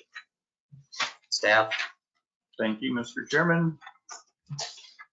Going to the staff report then. This is at 2376 West 700 North, Zone Lake Residential. This is just on the south side of Moon Lake. What is being proposed is to construct a room addition on the northeast corner of the existing dwelling, which extends a little bit farther, a little bit closer to the road than the existing dwelling. It follows, or at least does not encroach more than the existing side yard setback. The proposed setback then is 22 feet, give or take. This not being a lakefront lot, the front setback is off the roadside of 35 feet. And in case you were wondering, the average front yard for that side of the street is approximately 46 feet. We have a few properties with, I believe, 70-foot setbacks that kind of skew that coverage upward. If we were on the other side, which is lakefront, the roadside setbacks, of course, would be far closer to that 15 feet, give or take. That is the nature of our code. So going to the aerial view, highlighted there in blue is the subject property. Of course, we've got one of the fire roads, so this is technically a corner lot in effect, but the proposed improvement is on the northeast corner of the house there. Basically on the aerial view, directly under that tree that's there, and directly behind the same tree on the oblique view. So just for everyone's reference, I did pull the Google Street View. And so this is as of August of 2023, so last fall. So the proposed addition would basically be in this area right here. And you can see the rest of the street if you don't know the area. I'll just do a 360 here of this for you. Can't hide from nothing, can you? I know. You gotta love Google. So going on then, The proposed site plan showing the addition. Again, the house, because it's kind of skewed, it doesn't parallel East property line. The closest point for this survey is about little under a half foot. As proposed, this would be right around 2 feet. So variance is not required for the side yard, even though it is an encroachment. It is an existing encroachment, so it's not technically required. But again, if you wish to include that part of the overall variance, you may. The only thing that is required is the new encroachment, which is that 22-foot proposed from the county road right of way along the north there. There's no concern with that encroachment about emergency access if there'd be a fire or something, right? I don't think so on that. Because it's existing, we assume that there's no change. So there may be existing issues. That's kind of why the public hearing is here to offer input on that if there's an existing issue. But yeah, if there's no change, we just kind of noted as such. And then site plan overlaid over the aerial, again, because of the trees and the congestion of the aerial. It's not exactly the clearest thing, but you can kind of see where that red hatched area is in conjunction with the existing improvements. So as Kelley mentioned, started to allude to the public safety again, since there's no net change, it's not something that is really noted. However, if there's an existing problem, of course, that may need to be addressed. Public health really is not something that's generally affected by front yard setbacks. Use and value, there might be some impact on value if this does get really close to the road or really close to another property that affects their visibility and so on. It doesn't seem to be that way in this case. So the effects to the use and value are probably not substantially affected.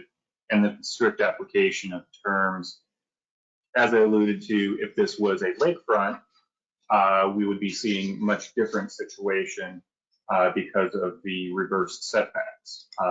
That said, our code is written the way it is for a reason, but because we have this discrepancy of one side of the road versus the other, it does seem like there should be some latitude to balance out what we're seeing along the road on either side of the street as you look down it. So it does seem like there may be some practical difficulties as you apply the code because of that. So with that, I think that's the summary of the report. Any questions for me at this point? All right, petitioner, your representative. State your name and address and tell us about your new addition.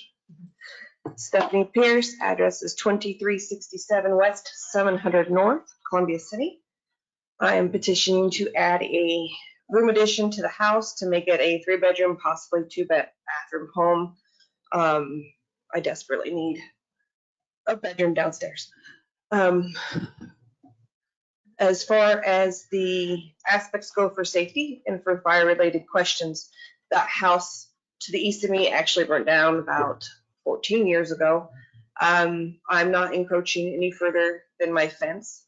I'm not moving my fence, so there should be no issues with that. The house will be separated by a fence, a small section of yard, and a driveway before you get to the next house.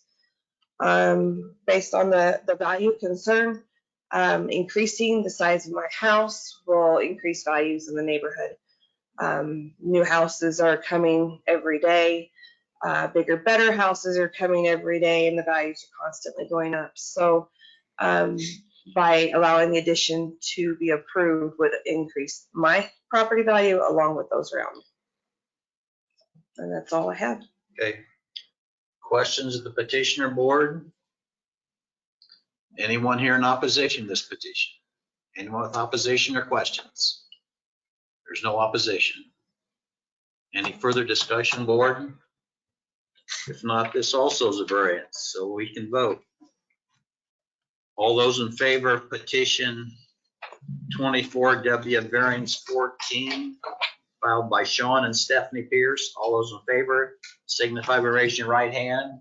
All those opposed, that's also passed 5-0 with all attending members voting in favor. Thank you. Okay. Real mint to you. I'll email you tomorrow. Thank you. Thank you.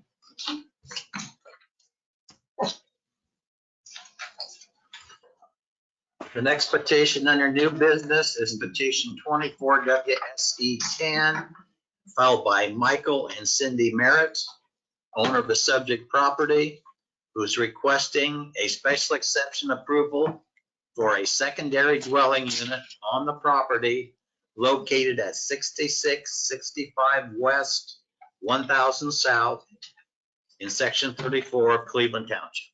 Staff. Thank you. That will go into the report. This is located down on 1000 South. Seems like we've got a couple cases tonight on 1000 South. Overall acreage is 5 acres, that would be agricultural. What is being requested is special exception for a secondary dwelling unit. What is being proposed is convert part of an existing full building to living quarters that would be occupied by the petitioner's son. Long-term, either the dwelling unit would remain and be used by visiting family members, extended family stays, or would be converted back to storage.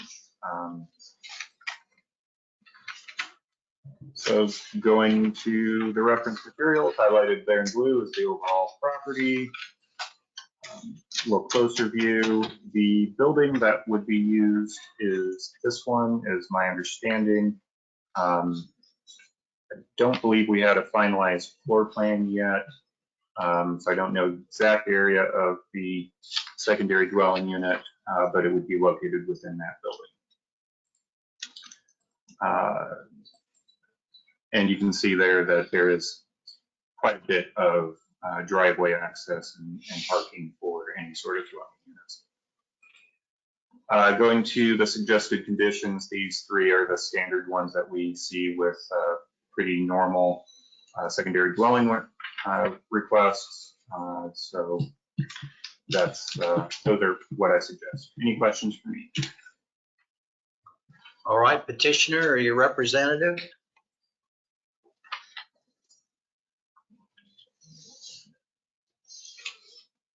Name and address, please, like everyone else. Mike Merritt, 6665 West 1000 South Whitley.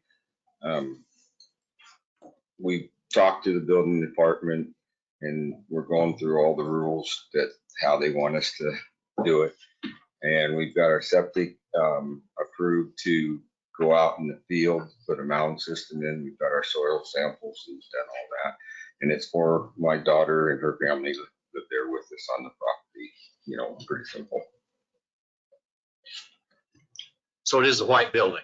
Yes, it is white building. On the white roof at least? Yes, and it's not a pole barn. It's a stick-built building, you know. Also, and it's just the one half that we're going to be making into living quarters, and the other half is going to be still a shop. And talked to the building inspector, and he said we have to put a sheet rock, make a fireproof wall. Between. So we're in contact with them already before I even started all this to get the ins and outs. Anyone here in opposition to this petition? Any opposition? Okay, board, this is a special exception. So we got 3 normal secondary dwelling unit conditions that we add. We need a motion with those conditions. I move we approve 24 WSE 10 from Michael and Cindy Merritt with the suggested conditions, the 3 suggested conditions as listed. I'd second that. Moved by Kelley, seconded by Jack, that we approve petition 24 WSE 10 filed by Michael and Cindy Merritt with the 3 normal special exceptions or conditions we put on these secondary dwelling units. Any further discussion? All those in favor, raise your right hand. All those opposed? That also is approved 5-0. Okay, so, okay, thank you. We'll take a couple minute break. Stand, stretch, find your restroom, whatever you need to do. Stretch.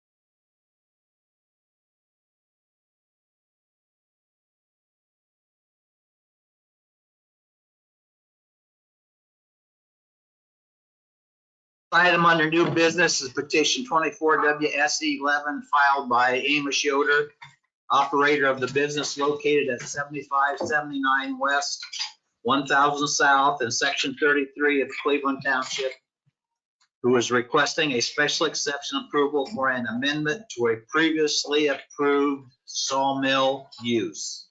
Staff? Thank you, Mr. Chairman. So this petition coincidentally is just down the road from the last one, about a mile or so to the west. 7579 West, 1000 South, zoned AG agricultural. Total acreage for the site is 6.5 acres.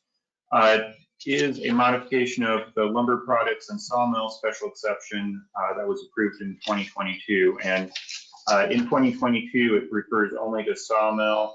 Lumber products was a special exception use at the time. Kind of staff's oversight to call it only a sawmill, but lumber products have been on the books for a number of years. So this is now, I am terming it more a special exception for lumber products and processing, and they do still have a saw in there. So there is still a sawmill component, or could be a sawmill component. This was approved in 2022, very similar to the first case we heard tonight. And again, very similar, this is a proposed revision of the conditions of approval and site plan that were attached to that approval in order to reflect their current operations, address some issues they've had with complying with those conditions, and then update the overall package. More specifically, revising the hours of operation to reflect their current operations, modifying the buffering and outdoor storage requirements, and updating the site plan. Going on, these are the conditions of approval from 2022. 1 and 2 are pretty standard, again, locking in that site plan and as presented. Number 3 was a statement about the required buffering and screening of outdoor storage of lumber and products. The screening being trees being planted on the north and east sides of the property. The petitioner can explain more in detail, but those trees have not been planted after 2 years. However, they are proposing to do some sort of other buffering in lieu of those screen trees. The hours of operations that were approved in 2022 were 7 a.m. to 7 p.m. Monday through Friday, and 7 a.m. to noon on Saturday. As I look back, that was not the petitioner's original approval in 2022. That was a modified condition, which they said they would try to make work. But after 2 years, it's not working out for them. They are, so they are seeking to modify those hours. And then number 5 was a kind of general statement that the use must have ongoing compliance with building and fire codes. As I recall, that was a condition that was placed because of concern with sawdust and other combustible materials being handled in close proximity to the dwelling, office space, and so on. And being that this is a special exception and not a specific industrial area, just a statement that that compliance still needs to be maintained. Kind of goes without saying, but we said it. So going to the reference materials, outlined in blue is the site, going east and west is 1000 South. The nearest dwelling is approximately 950 feet, give or take, to the west along 1000, and then the next nearest is due north, immediately across the road, about 1,000 feet or so from the subject property. Otherwise, you don't have very many dwellings in close proximity. You can see to the east, and then a couple there to the west. Closer view. This is as of March of 2024, so a handful of months ago. You can see what the site looks like now. The aerials that were looked at in 2022, the area that is now truck parking and truck loading across the frontage of 1000 South. So this area, that was not contemplated in, excuse me, it was contemplated, but it was not shown. And that was perhaps a discrepancy in what was communicated in what was approved and shown in the 2022 site plan. So that truck parking developed over the course of 2 years. The loading docks had been there, but the overall width was not shown. So that is one change. The amount of outdoor storage has varied, but as you can see, it's primarily stayed within the areas stated between the buildings and behind the buildings. But depending on what is going on, there is sometimes storage that kind of goes out and around and so on. So bringing that in and being more mindful of what their operation is, and still screening it from public view, or at least keeping it away from the public road is staff suggestion of what the goal would be. There's also some potential noise, not potential, there is some noise generated by this facility that I'll discuss a little bit more in the review criteria, but that mounding or landscaping or fencing or other buffering options might be able to help with, as well as operational changes may also affect that. Operational changes being keeping doors closed or open, as the case may be, in order to affect that. So those are additional things that are reflections of what has come up over the last 2 years of operations. Going to this is a labeled aerial and effectively site plan showing what is where. So it was written upside down, so I call it, lettering is upside down. The office and temporary dwelling is here. This house has now been removed and they have a permit and are constructing a new residence here. The temporary residence would be removed and move over to the permanent residence when that is completed. The grinder, which was in existence in the previous approval, is located here. That's usage has been changed over the last 2 years. Again, I defer to the petitioner to give you more details on that. The long building shown here is, as it was proposed, used for storage and for livestock. They still operate a farm here, so that is being used as they had proposed. And then the large building had not yet been constructed when this was approved. It has been constructed, so that is the main shop area where the pallets, this is a pallet manufacturing, pallets being a lumber product, are assembled. You've got storage of final product and storage of raw material, partially outside and then also stored inside as well. So again, there's more to that, but kind of going over the highlights. Going into the suggested conditions, kind of thinking maybe I should talk about the review criteria first, but I put this one first. So 1 and 2, again, standard conditions. Number 3, these are the hours that are being requested by the petitioner. Unless I misstated them, I think I actually have a typo there. I believe it's 6 a.m. to 6 p.m., that's 4 p.m., and 6 a.m. to noon on Saturday. So change that 4 to a 6, unless again the petitioner corrects me. Number 4, appropriate screening of the use, parking, and any outdoor storage should be discussed. That's a statement that we need to come up with something that's effective to address concerns. Trees apparently have not been installed and would not be effective. We need to come up with something that would be.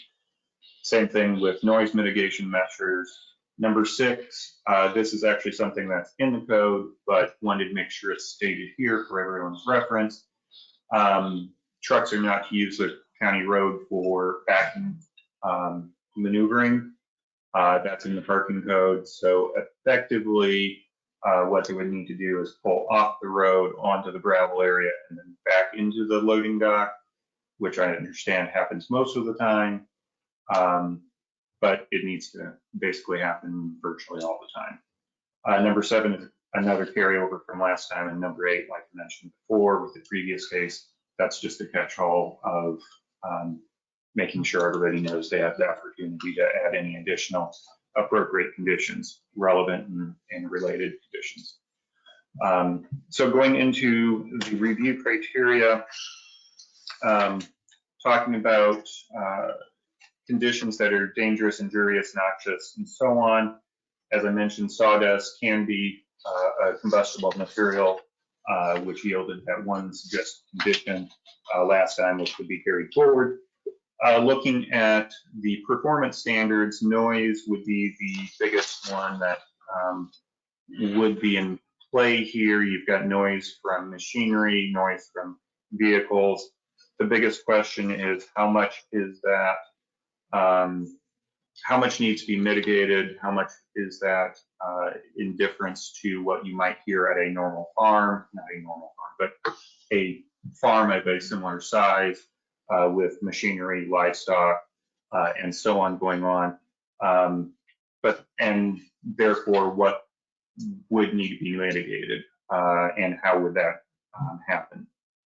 As I said, the nearest two homes are 950 feet and 1,100 to 1,100 feet away. So there is some distance there, but this is also a very open area, so noise does carry pretty readily. So it's a little different than if we were actually in a more developed area, you might have less of a noise issue because development would absorb some of that. Going to the number 2, cited and related, this is building upon an existing thing, structure, so that's pretty comparable to the existing area. Total visual impression, the structures are very similar to existing structures around the area, so it's very consistent in that way. However, outdoor storage especially needs to be limited because we don't want this to appear overtly industrial. And that's a fine line, what appears industrial versus, say, agribusiness or lumber business. So leave that to you to make those decisions, but there is a line there. Vehicular access and congestion, as I said, with that one condition regarding the truck backing up, that would be a concern. Again, the code requires it, so there's plenty of room to be able to maneuver off-site. It just needs to occur. However, this special exception, if this business continues to grow, congestion along 1000 South because of the additional truck traffic in particular, would at some point become really out of character for the area and problematic. So while business is succeeding is good, that's what we talked about the previous one, there is a upper limit, so we need to be mindful of what that might look like. And whether that's been hit now or whether there's still room to grow. And then finally, the special exception shall preserve the purpose of the ordinance as stated in section 1.4. Particularly talking about the comprehensive plan, generally purpose is upheld because this is something that's a stated use in the zoning code. But when you look at the comprehensive plan that's mentioned in the section 1.4, comprehensive plan talks about allowing for some non-agricultural uses as secondary uses, allowing for some business and even light industrial in the rural agricultural character type. However, it needs to be within character of the overall area, so it needs to not have excessive traffic, not have a large amount of hazardous waste being produced, for example. Nothing should really have that, but things that would be out of character, so things that are within whole buildings, barn-looking structures probably would be more in character. So this is probably somewhere within that expectation, but again, to what degree are we getting close to that limitation of being outside of what we would expect in the rural agriculture character type is something to keep in mind. So I already went through the proposed conditions or suggested conditions. Any questions for me at this point? All right, petitioner or your representative, Mr. Yoder or your representative.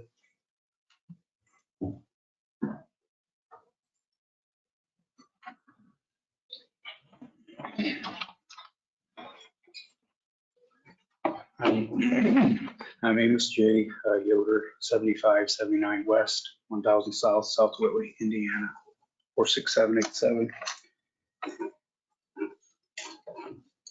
So I'm trying to change my hours from 6 to 6 is what I had originally, but if it's 6. And then also we had building a new home.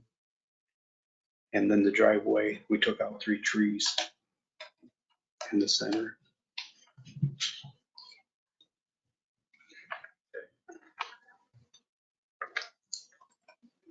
What kind of screening or, you said you're gonna plant trees and that hasn't happened. You said something about screening, mounding or something like that, Yes.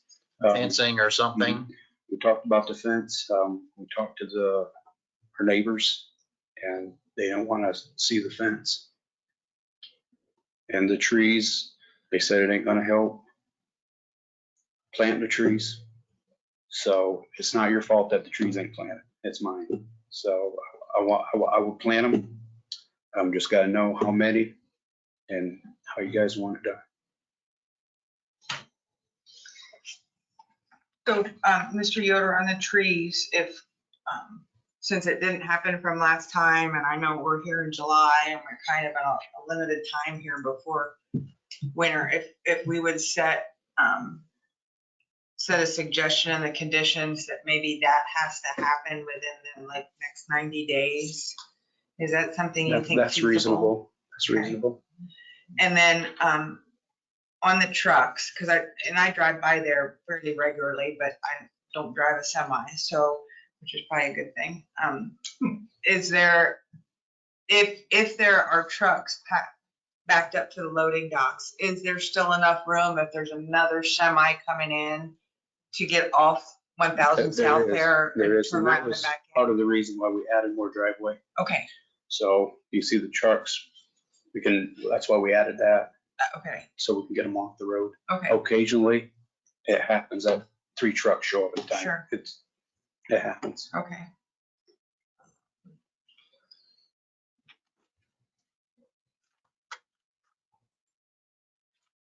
And I know it was mentioned, I think, in maybe the email that came through about sound absorbing OSB paneling or insulation on some of the walls of the shop. Yes. Is that something you've looked into? Would Yes. be an option? We have the material there. Okay, So OSB board, the shop it's sprayed with insulation, Mhm. 1.5 inches. So what we'd have to do is just help, keep the sound inside.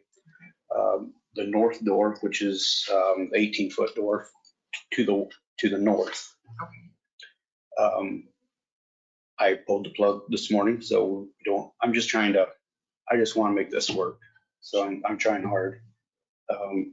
And as far as the grinder, we talked about putting our ring of trees around there, and if needed, we can maybe talk about possibly putting some insulation and on that one as well. and then could you tell a little bit on, I know, talked about minimizing outdoor storage, but I also know this is a pallet lumber operation. There are certain things that are gonna be outside. What do you do for that? So the it's constantly coming and going. Reason some of it's outside is it's green.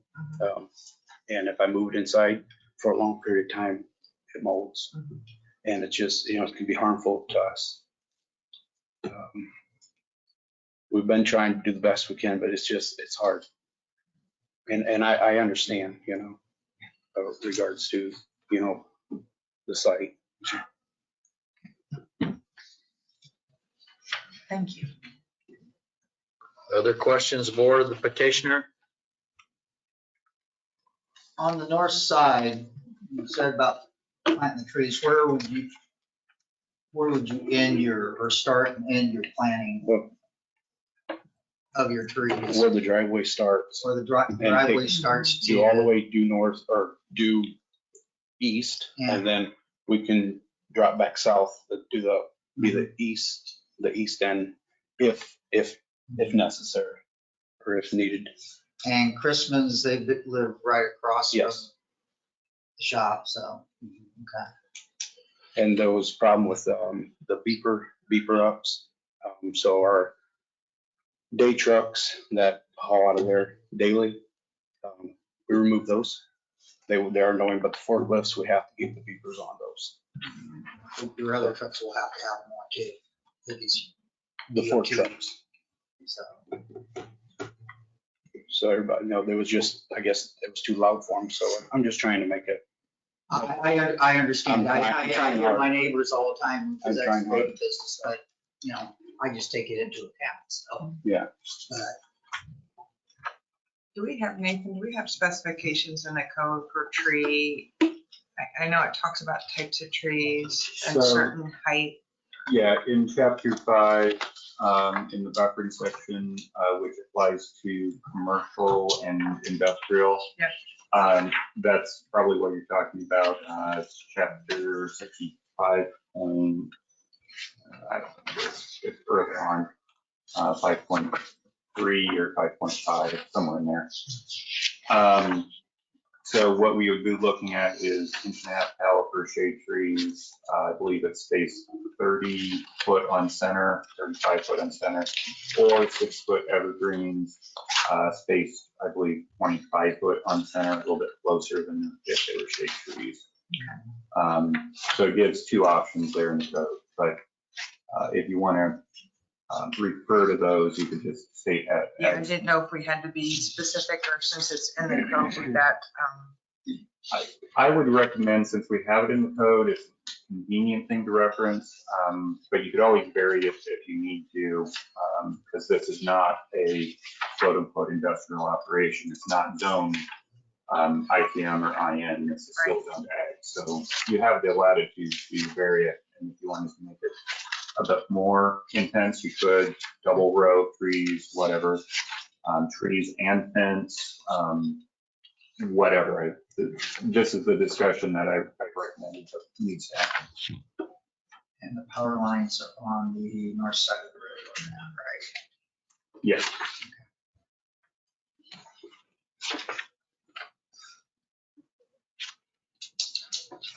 Any other discussion, board, questions by board members? Okay, Mr. Yoder, have a seat. Opposition, this is your time. Yes, sir. I also have copies of what we're going to do. And try to follow what we're saying.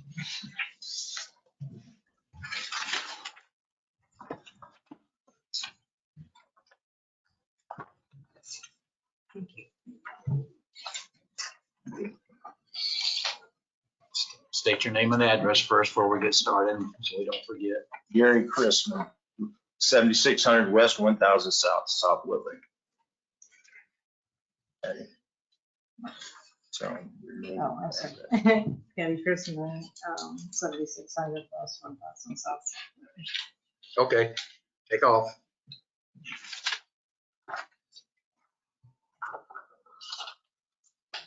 The sawmill operated from 2013 to 2018. The sawmill consisted of sawing walnut logs into dimensional lumber. In 2018, the pallets started to make pallets in the barn marked saws in photo 1.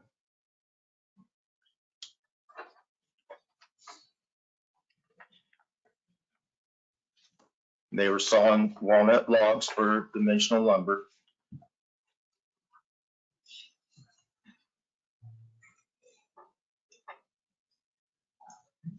And also, in addition, in photo 1, the building marked storage of finished products. That was partly a living quarters and storage. Stated on the summary of proposal of February 22nd, 2022, the existing buildings were returned to agricultural and personal use. Also stated outdoor storage of lumber is noted to be moved inside but may not be entirely enclosed. Photo number 1, additional information noted, noise may be an issue. In the summary of proposal reviewed criteria, number 2, the special exception shall be cited or orientated in landscape to produce a harmonious relationship or building and grounds to adjacent building and properties. Number 3, special exception shall produce a total visual impression and environment that is consistent with the environment of the neighborhood. Number 4, organizing vehicle access and parking to minimize traffic congestion in the neighborhood and the existing driveway shown in photo 1 would be utilized for deliveries and shipping. And if you look at that, if you look at the driveway, that is what was approved. That driveway was approved in the first special exceptions.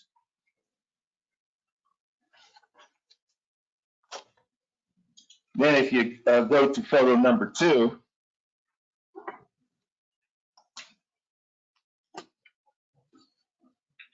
shows the additional semi-trailer parking as well as outdoor storage of dimensional sized lumber that has been shipped to this location. The lumber has already been sawn at other locations. So this is no longer a sawmill. It is a pallet factory. The summary is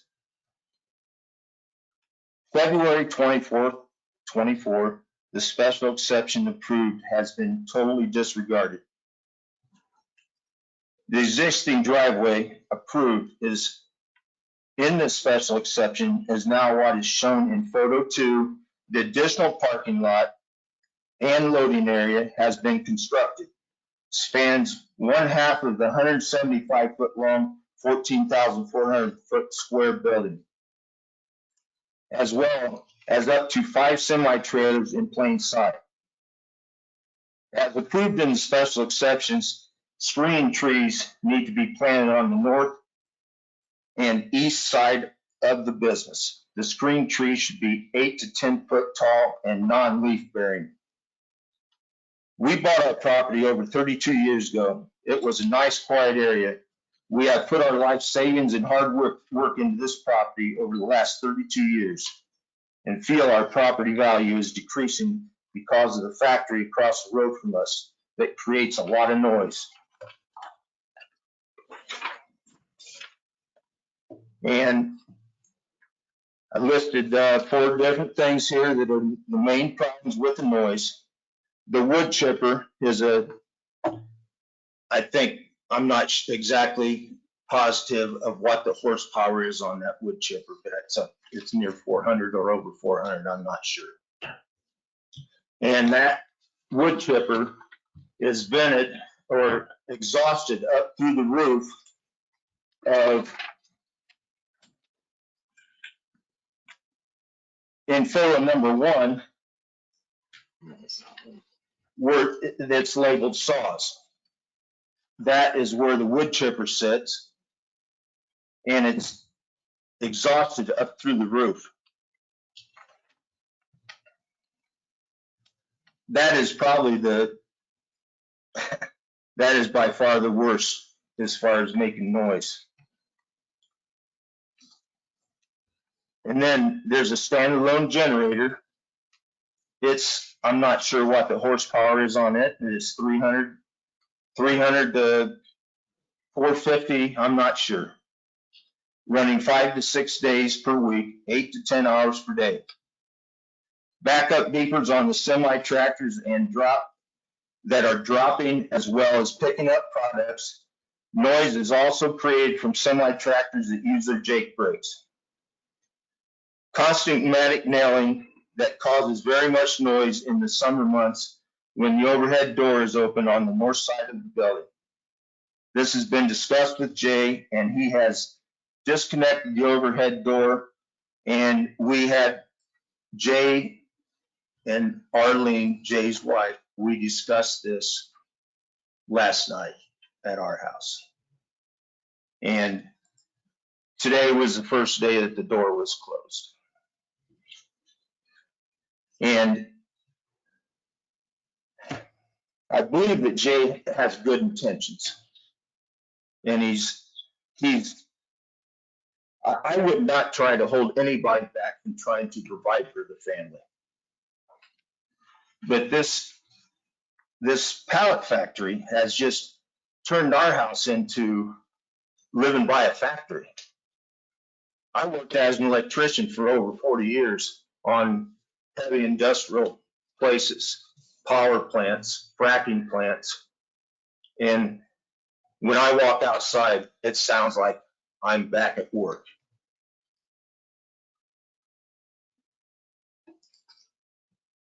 By the advice of an attorney, a 90-day goal for the screening trees should be put in place.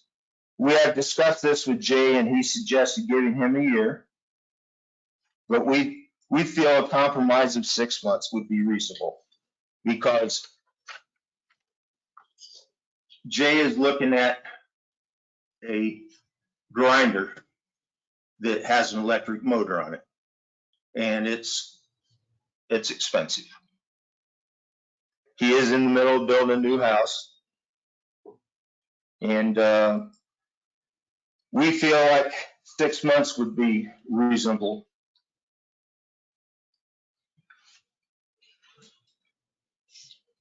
And I would like to see this regulated by the zoning department of the county, to where I don't have to come back in here and police this. I don't feel like that's my place.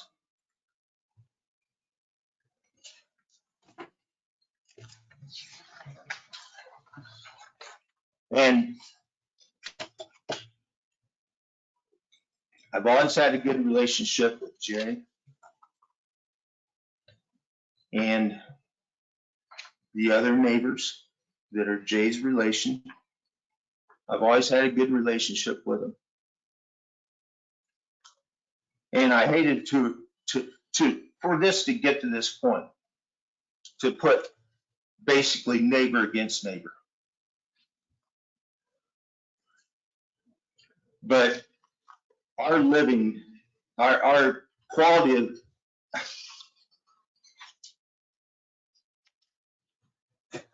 we're retired. And to walk outside and the pneumatic nailing is building hundreds of pallets. The pneumatic nailing is nonstop.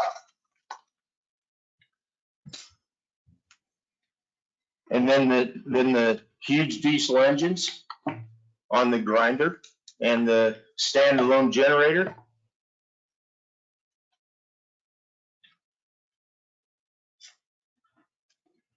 But I don't know how you can go from the first photo to the second photo and taking into consideration the first photo's driveway that was approved. And now we've got a parking lot with up to 5 semi-trailers sitting there. And to move these 5 semi-trailers, you need semis. Semis have Jake brakes, they have backup beepers, and they are not always backing up in the stone parking lot.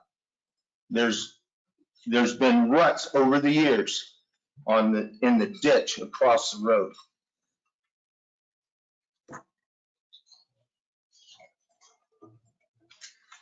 We do not have a personal vendetta against Jay. We like Jay.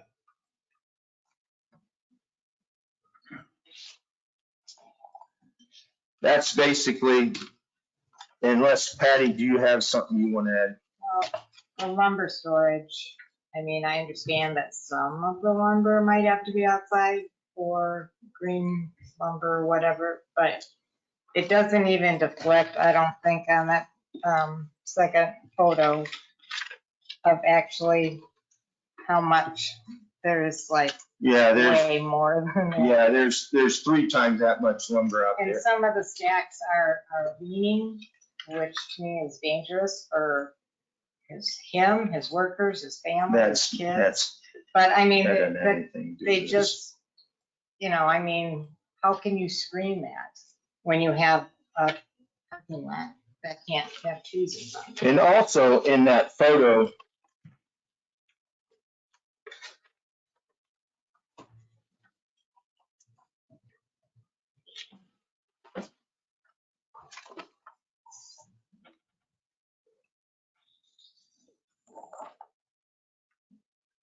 in photo number 1, the building that is marked ag steers and lumber, there is a pipe that pipes from the new building over to that building, and there's sawdust collected in that building. It's not just animals. Yeah. And last but not least, I'd like to say that I don't know how anybody could compare a farm to a commercial or an industrial business that manufactures something. I don't see how that could even be in the same conversation.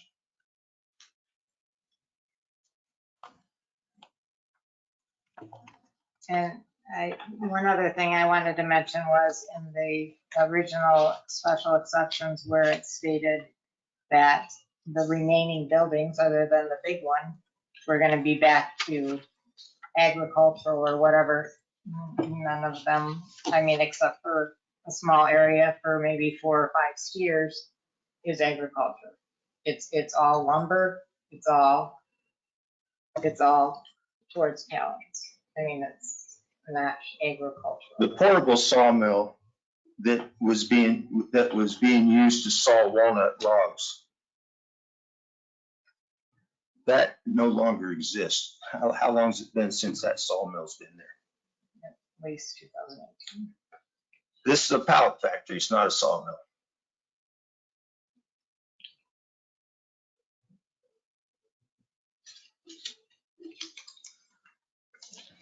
That's all I have.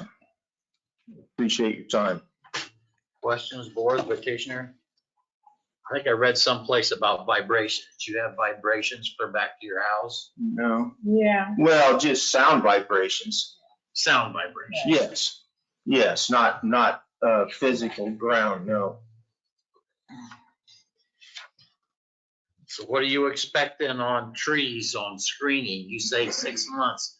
What do you envision the screening, the tree screening to be? Did Jay say you're not interested in fence screening? Did I hear him right, or? We weren't necessarily thinking that a wood fence would be the answer, because we need something that's higher and is going to absorb more sound.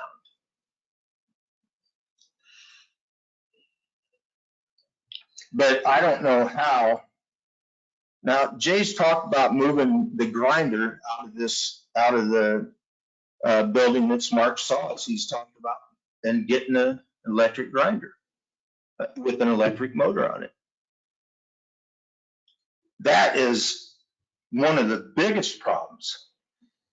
The sound from that is when it first starts up, and then when they put it under load, it is very loud. And we're talking, we hear this in our house with all the windows shut, which is almost a quarter mile away. I've heard it when I've walked out in our woods, which is almost a half a mile away. That's how loud it Now, if he did replace it with an electric motor, I believe it would be a lot quieter. Yeah, I don't think it's the operation of the grinding of the wood. It's the exhaust of the diesel engine. So it needs to be muffled. Well, Jay spent extra money to put a different muffler on it, and then piped it up through the roof of the barn. But and I thought, well, that's good, you know, that he was willing to make an effort to do that, and I appreciated that. But it didn't make a difference in the sound. And I actually called the company that produces that machinery, and they said there isn't anything they can do about that sound. They don't even have a suggestion. And then, of course, you got the standalone generator that's a constant. It sounds like I'm going to work at Duke Energy coal burning plant. What's the generator used for? The nailers and stuff like that? It's to power it, yes, to power the compressors for the nailers, and I'm for the lighting. Pretty much for everything in that big building, I would assume. But when you talk about streaming, you know, the original exception that was done in 2022, I'm sorry.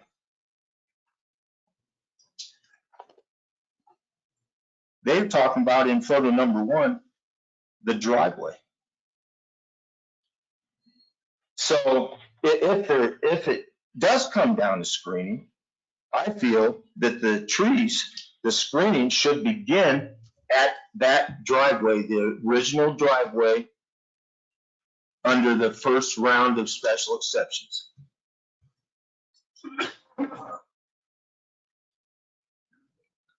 And then run eastward along 1000.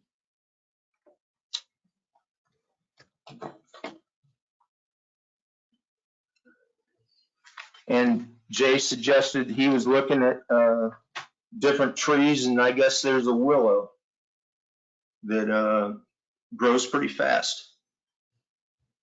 I don't know if it loses its leaves in the wintertime, but it grows pretty fast and grows up to, what, 65 feet, something like that. But I believe it needs to start at the original driveway, not the loading area that was put in there just on somebody, you know, just the clear blue sky. And the 4 loading doors there, 3 or 4, I'm not sure how many, to be honest with you. There's 3 doors with another loading there,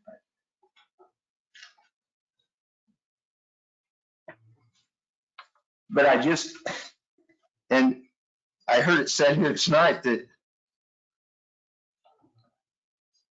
somebody was asking for more special exceptions when they hadn't complied to the original exceptions. and that was only a year. This is 2 years. Nothing's been done. And the hours of operation have never been 7 to 7. It's always been 6 to 6.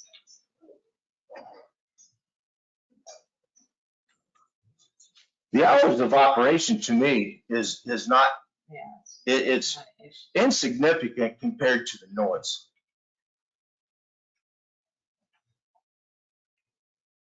As far as I'm concerned, they could build pallets 24 hours a day. I don't care, but I don't want to hear the noise. I'm retired. I believe I deserve the peace that when we moved out there 33 years ago.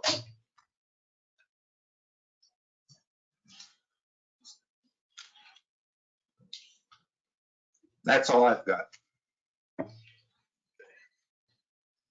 Board, do you have any questions of the remonstrator at this time? Okay, thank you.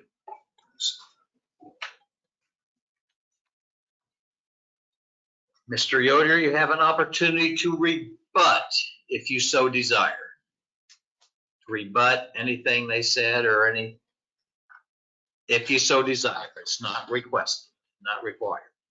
Mr. Chairman, did we have any other administrators? Anyone else wish to speak in opposition? Any more remonstrators? Dave, you want to speak? I'll speak.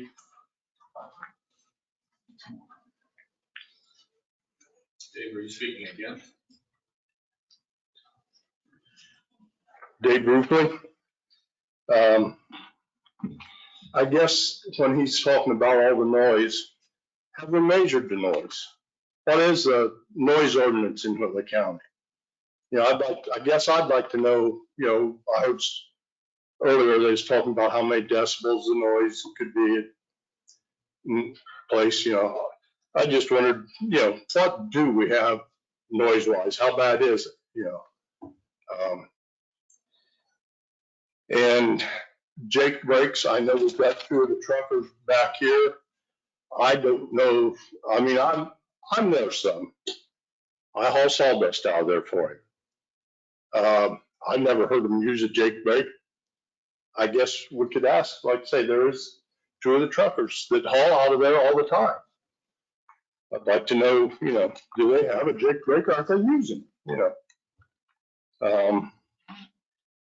And as far as appearance in the area or something I saw there, I'll tell you what, there's a lady back there. Comes the end of the day, she's got either a broom or a blower in her hand cleaning up. And keep, you know, I realize right now they're building a house. There is a lot of material around there. But she does try to keep that place cleaned up. I know I couldn't, I mean, she's just gonna do it. She's just gonna do it. And I believe that's what I got. Okay. Thank you. Anyone else wish to speak?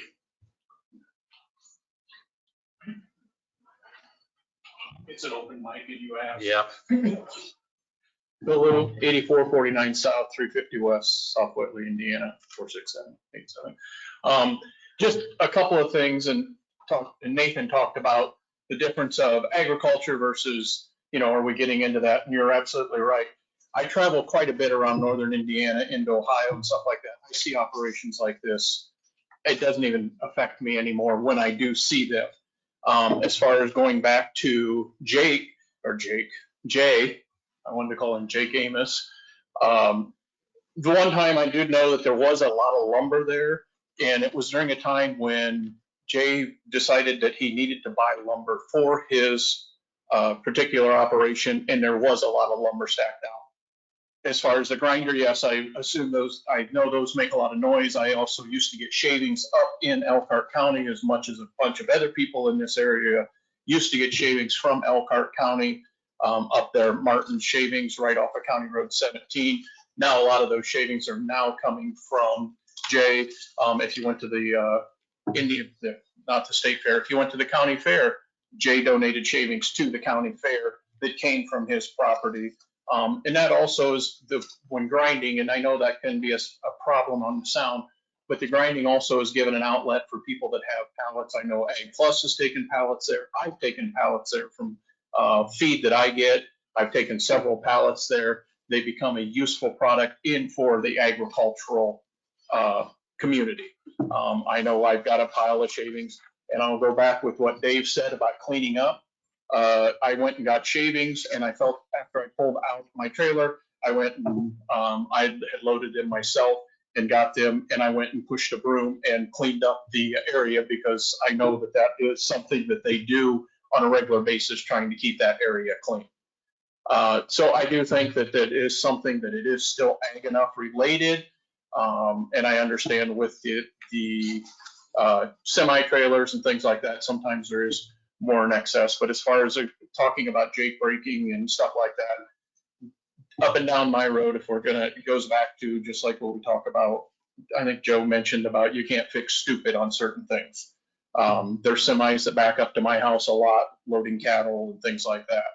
And so, but we try not to get that into, we try to do a good job of making sure that we do that right. So I just wanted to say that, but there is a lot more in that ag related and those products coming out of there. There are pallets coming out there, but there is also a lot of ag product that comes out in that shavings, and that does stay in Whitley County now. There's several of them that used to get them from Elkhart County, but now they're getting them local.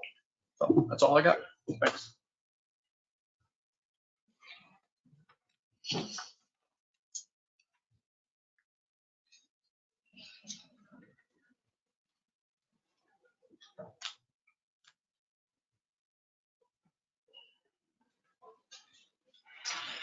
My name is Vernon Edward Myers. I'm from 1718 Longwood Court, Goshen, Indiana, 46526. So I'm out of Whitley County, but I used to own a farm about 2 miles down the road on the back of the Sycamore Golf Course.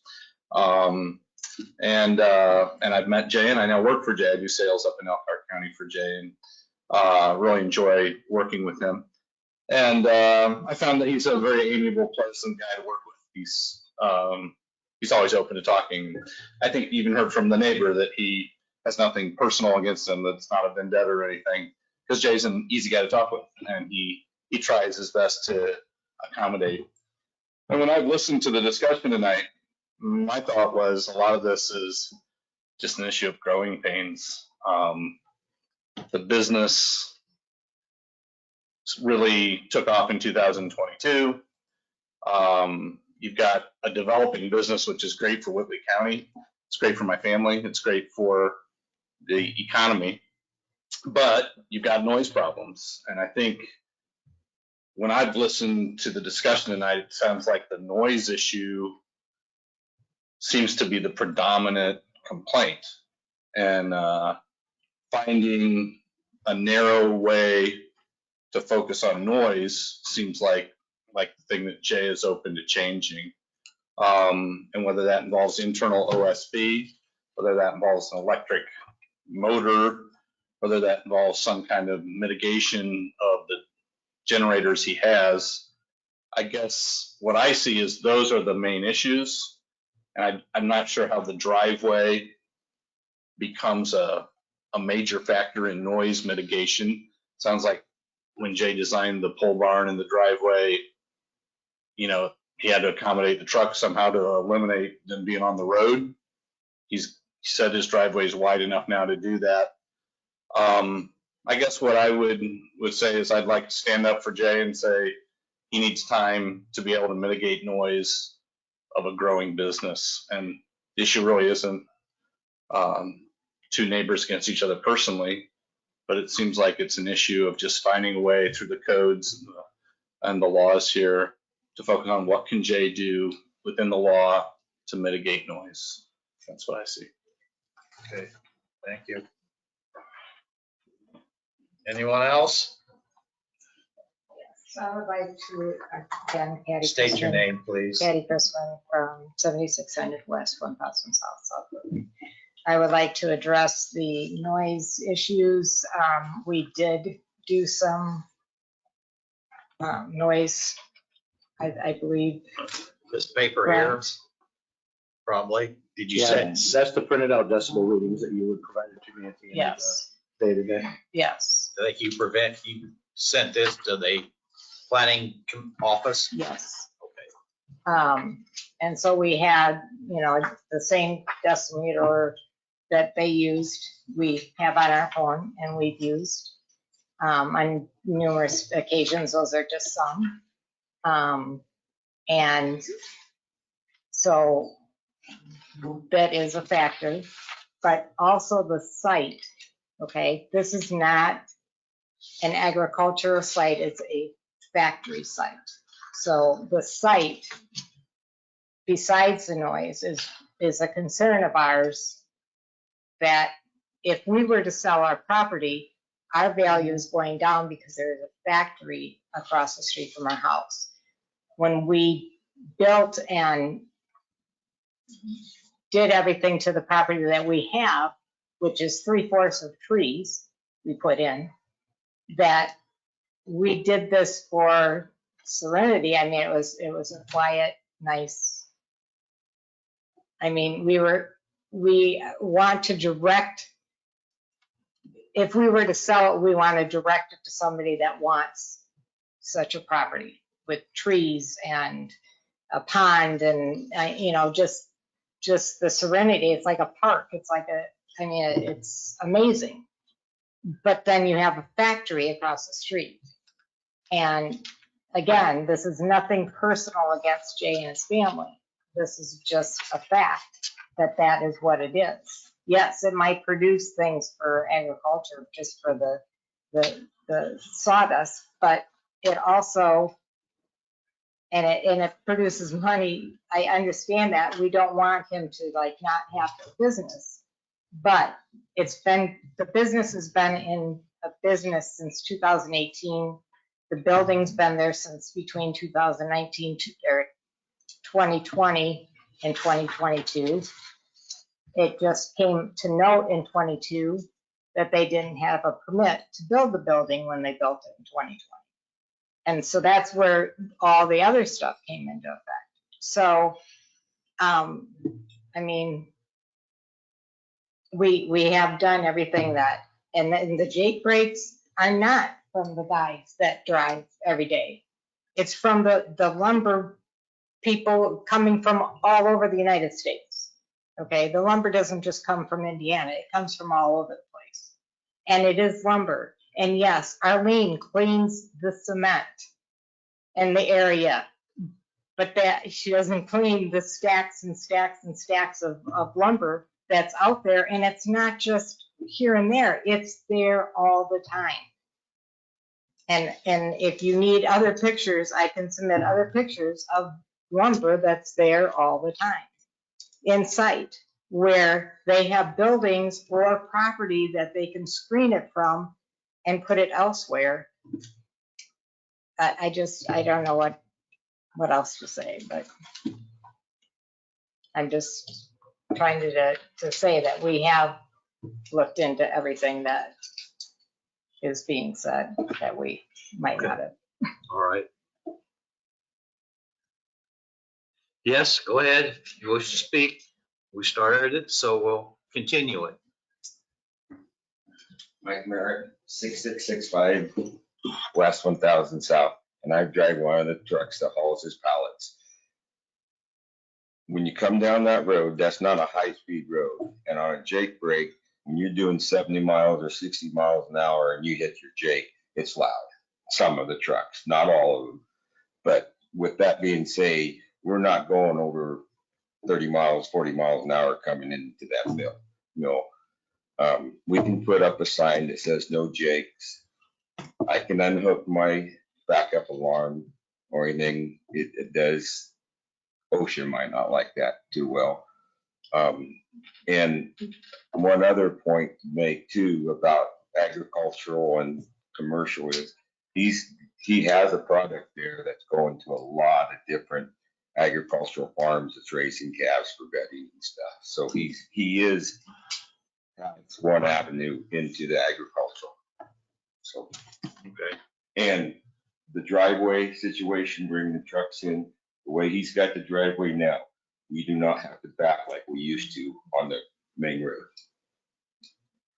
Got it. Give it in. Go ahead. Let's.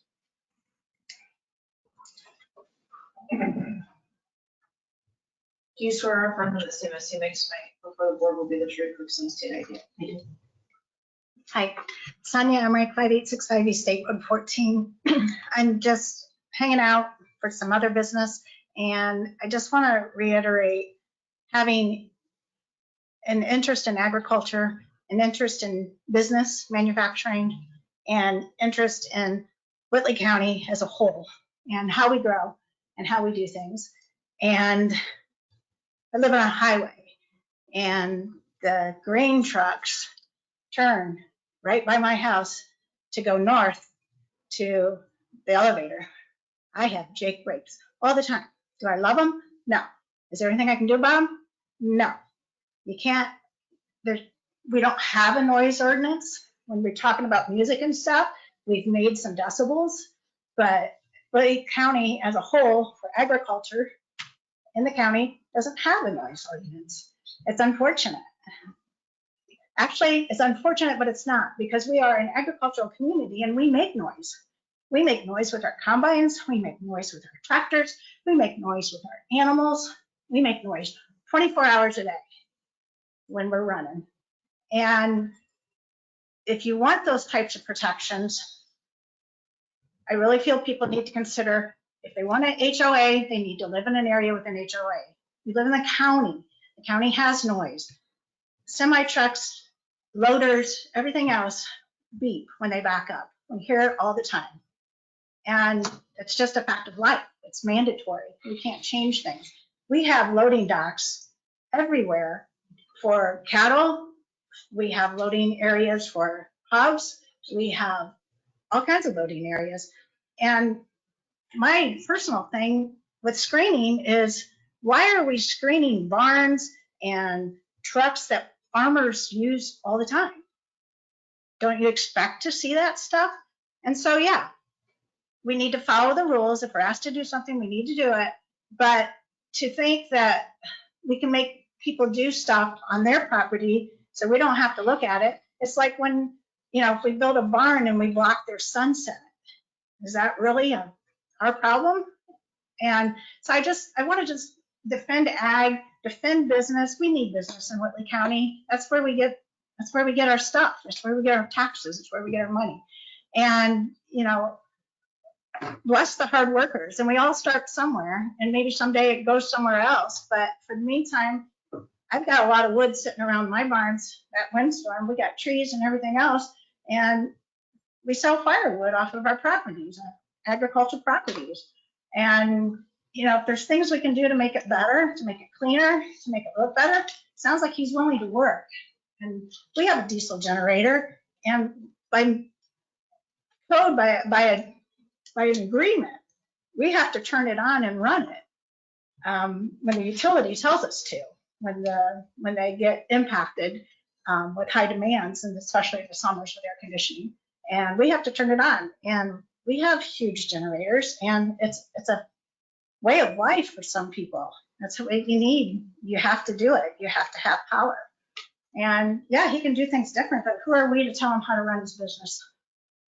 And, the more we do this, the more we micromanage people, the more we're going to micromanage ag. And that's really my whole point. You guys start talking about trucks, you start talking about loading ramps, you start talking about everything else that we have in agriculture, and you want to micromanage it, then where's it going to stop? When are you going to start telling us the hours we can back up semis to load out cattle? When can we stop backing up semis to bring in feed? And, let's keep it to things that we can deal with, and jake brakes and noise, in my opinion, are just not anything that this group is here to legislate. You're here to, give special exceptions and uphold them. And if that's what you see needing done, fine. But we're not an HOA. Thanks. Anyone else? Business is not ag, okay? There's a very, very small window of ag in this whole situation. We don't live in an HOA. We live in the country. We bought a peaceful property in the country. We understand farmers that have equipment. This is not a farmer with equipment. This is a factory. There's a big difference. And my husband was a semi driver. He was a truck driver. He knows about jake brakes, and he knows what he hears. And it's not the local drivers. It is the drivers that come from out of state that think they're big willies that have. I mean, I'm sure you're around her all the time, so I don't think you're shielded. For about 40 years. I did take a break from doing industrial electrical work for 5 years and was an owner operator. And the guys that Jay has contracted to do some of his truck driving, their Jake brakes are not a problem. The ones that are a problem are the ones that come in from out of state. And these guys have running straight pipes on their trucks, straight 8, 10, 12-inch pipes for one reason, to be heard. And then when they come in there, they use their Jake brakes with those straight pipes. If you're going 20 miles an hour and you hit that Jake brake, there's going to be people here for a quarter mile away or further. You can hear those straight pipe trucks in the middle, in the night. You can hear them for like 10, 12, 15 miles going down the road with those straight pipes. These guys that are speaking here, I don't think they're the Jake brake problem. But there are guys coming in with deliveries of dimensional lumber that's already been sawn. There's guys coming in there quite a bit. Thank you.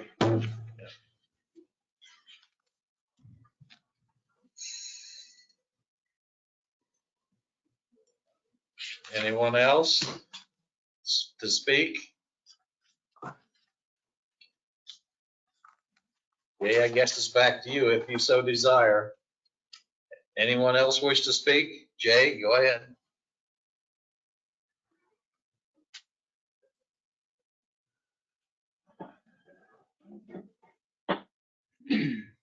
So the motor, the engine on the grinder is 352 horsepower. The small outside unit is 200 horsepower, quiet enclosed unit. So basically you just hear like, it's like a purr. So it's not like a rumbling sound like the grinder is. And I can offer, I don't want to plant them, but I would give them the money to plant the trees on the left-hand side of the driveway, just to try to help out. You know, I didn't know if that was an option or not on the Christmas side, along with all the other trees I said I will plant.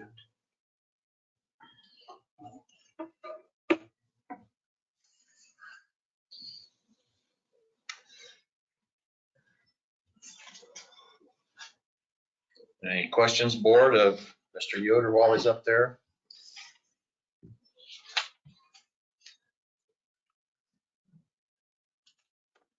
You might as well have a seat, Mr. Yoder. Okay, board. I have a question for Nathan, just for clarification.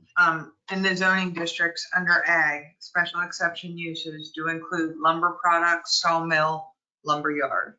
I'm correct on that, right? And they're not listed anywhere else but in agriculture. I mean, not that but they are specifically listed as a special exception use in the agricultural district, correct? Correct. Yeah. Thank you. I believe some, they may be duplicated in one of the industrial districts, but you are correct. I didn't find them in there, but. Okay. You have. So that's why I just wanted to make note that they are listed in the ag district. Correct. They are listed.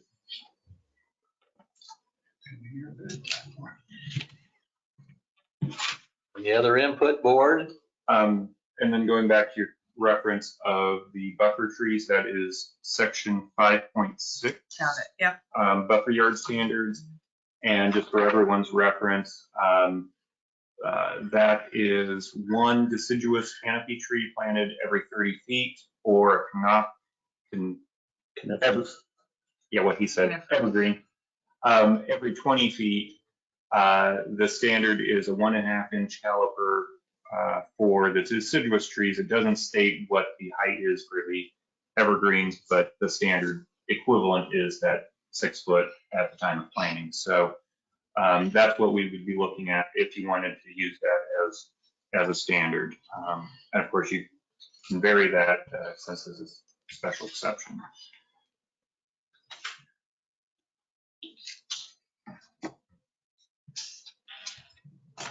If you do a Jake break sign, does the highway do that?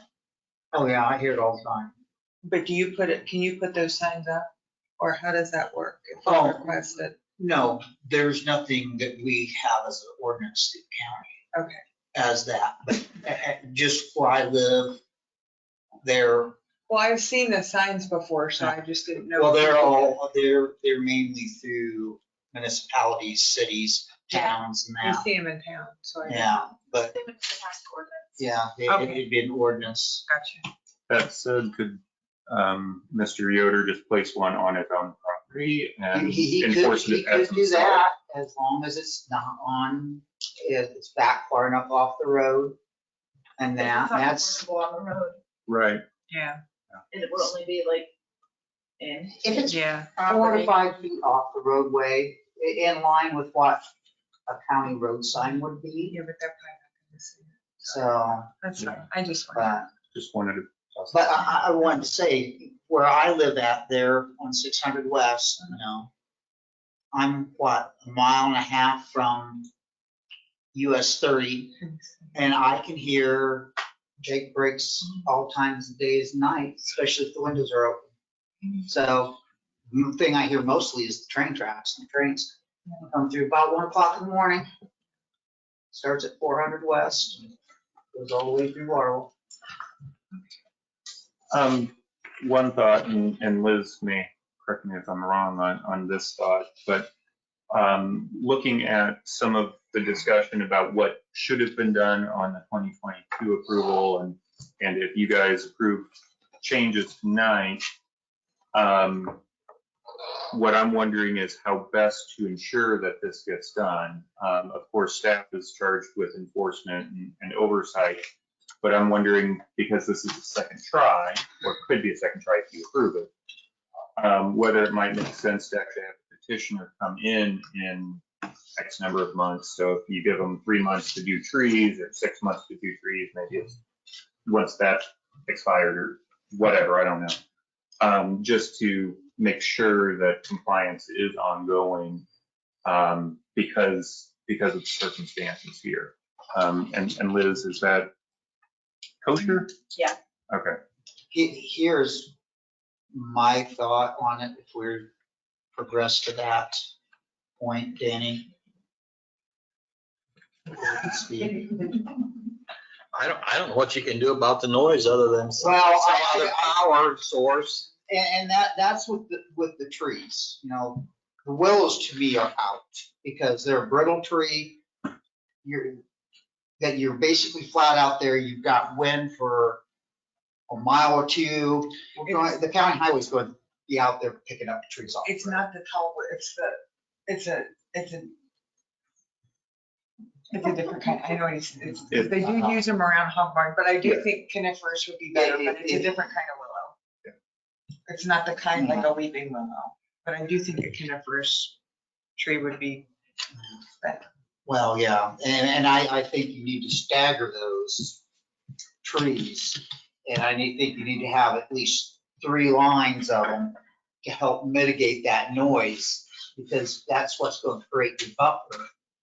The only other thing is, as far as where the driveway and that is, I think Jay's talking about putting trees up and down the east side of their driveway. That's a start. But, if sycamores is on the ground right across from it, I doubt if they're going to agree to have trees planted in their field. So you can ask them, but I would think with the size of equipment that they are using, it's more of a bother than anything. But I think that would help to mitigate the situation also. But you're going to need, I've seen lumbar, I forget what they're called, cedar trees and that. They grow rather rapidly and provide pretty good cover and that, but you're going to have something. And with these generators and grinders, they produce noise. The only thing you can do is try to muffle it, and you can only muffle them so much. So, other than maybe changing the direction of the exhaust. So, Well, and I don't mean to interject too much, but I am. That's kind of where I was thinking with having the petitioner come back, because there might be, we've heard several different discussions about changing out motors or doing different types of trees or changing operations. That's why I'm kind of thinking if we have them come back and say, this is what I'm doing to try and meet our objectives, might be beneficial for all concerned. Do we have to list that as a condition, or can we just? You should, yeah, because that's outside the norm, if you wish to do that. And that, as an enforcement thing, it wouldn't necessarily be a public hearing. Public hearing would come into play if there would need to be changes to the special exception or if there's other matters. But that by itself would just be a statement from the petitioner, would you call it? Kind of a get-together update sort of thing. So some suggestions I might offer under the suggested conditions. If we look at 4 and 5, where we talk about screening, I don't, from what Mr. Yoder has talked about and the truck drivers, it doesn't seem like parking is an issue. I think we've specified on number 6 what trucks have to do. But maybe something to the extent of appropriate screening, which would consist of coniferous trees according to 5.6. According to 5.6, to buffer noise should be put within place within 6 months. I mean, it's gonna have to probably happen sooner because we're not gonna be putting stuff in the ground in January. But that gives, so that would be, yeah, that would be 1, the noise mitigation. I believe Mr. Yoder recommended that, or suggested that OSB insulation was an option. I'm not trying to cost you more money. I'm just trying to help this work. That noise mitigation measures to the extent of OSB insulation in appropriate areas should be installed. And an effort made to minimize outdoor storage for materials that could be stored inside. That still allows the green lumber to stay outside. But if maybe there's something else, just, I think an effort made to minimize outdoor storage for materials should be made. I don't know. I'm just offering some thoughts here. And then and then add a 9 that the petitioner would return to report on progress to the BZA in 6 months. Would it be possible to store that outdoor stuff behind one of the buildings? It's possible to store the outdoor stuff behind it. Sometimes it's kind of hard because it's not right away. Stuff. But you could install driveway. I'm sorry. But you could add a driveway. Yeah. I mean, I just thought that might, instead of putting in fencing or something around it, which is, we're just adding more layers. Mr. Chrisman? I need it. Yes. OSB on the inside walls isn't going to do anything. It's the noise of the grinder that's exhausted up through the roof. And it's the noise of the standalone generator. And the nailing noise, the only problem we have with the nailing noise is when that north door is open. And yesterday was the very first day that it was closed because we talked to Jay last night. And he said, okay, I'll unplug it. So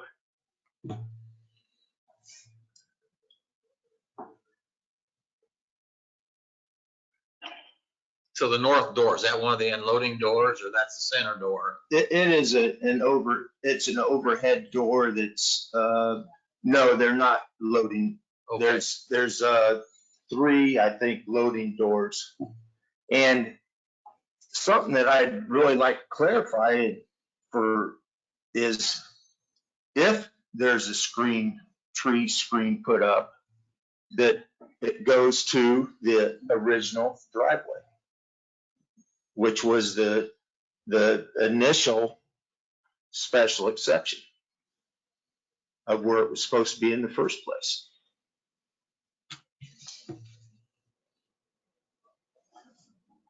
And that was on photo number 1.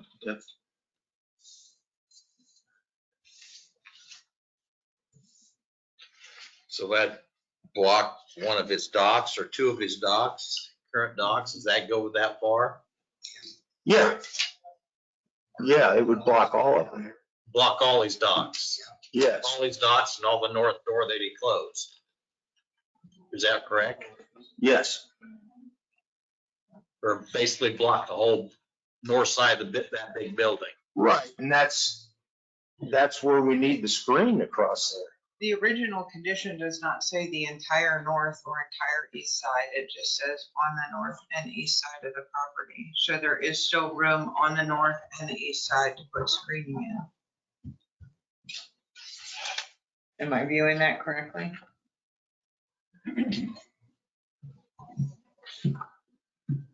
Well, you're saying what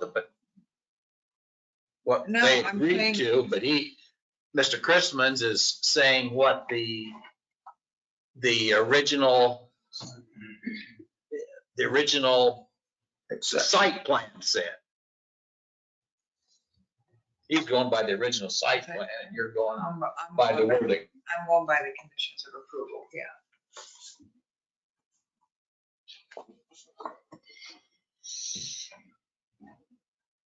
Agree to where they're going, but the north side is where you live, and that's the issue. I mean, and the north side is where all the traffic is to get out of there. And that is where the viewing is from the road. Yeah, I understand. Of the stored lumber I and the 5 semi trailers. The whole north side's the issue.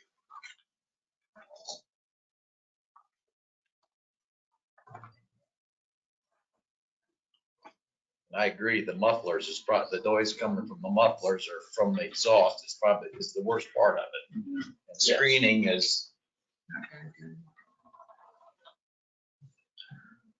I'd say it helped, but I'd keep my recommendation in for screening, but if the OSB insulation isn't gonna help, then I would omit that. And I mean, you could put in noise mitigation measures should be.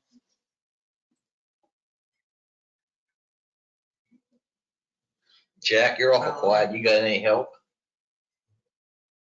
I agree. I think the trees, I think we've got to stay with the issues here. We're going all over the place. I feel that we've talked about the noise. I don't know what can be done about the noise other than put the screening of the trees, do something of that nature. And I think maybe we need to take baby steps to start here, not try to rewrite the Constitution. Give Jay a chance and some guidelines to start. If we can come to an agreement on what those guidelines are, I guess that's where I'm going with this. But if we just, I think we're in agreement that we have to have a line of trees. I guess now where that line starts and stops, I'm not sure. And I'm not sure, I don't know what else you could do to minimize the noise. You can't put a dome over it. I mean, what else can you do? So I think our options are do a line of trees to the spec that's been laid out as a starting point here, and have Jay come back in 6 months and we review, or Nathan, review the status where he's at and any other suggestions at that point.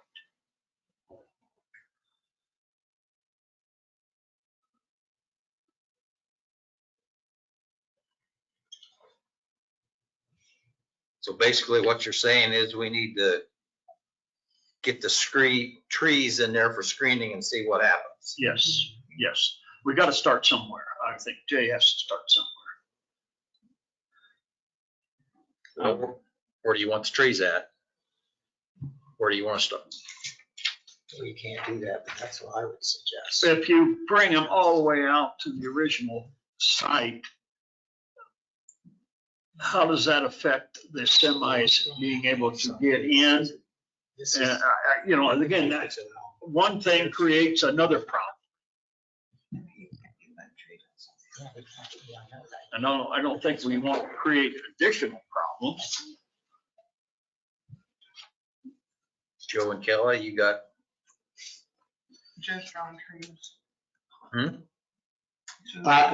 Like I said before, you know, if you go by the first plan, he will not have any dock area.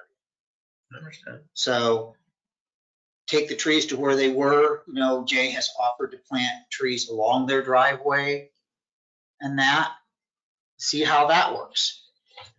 You know, like I said, I doubt if sick gooses are going to let go of any property along there to have any trees put on.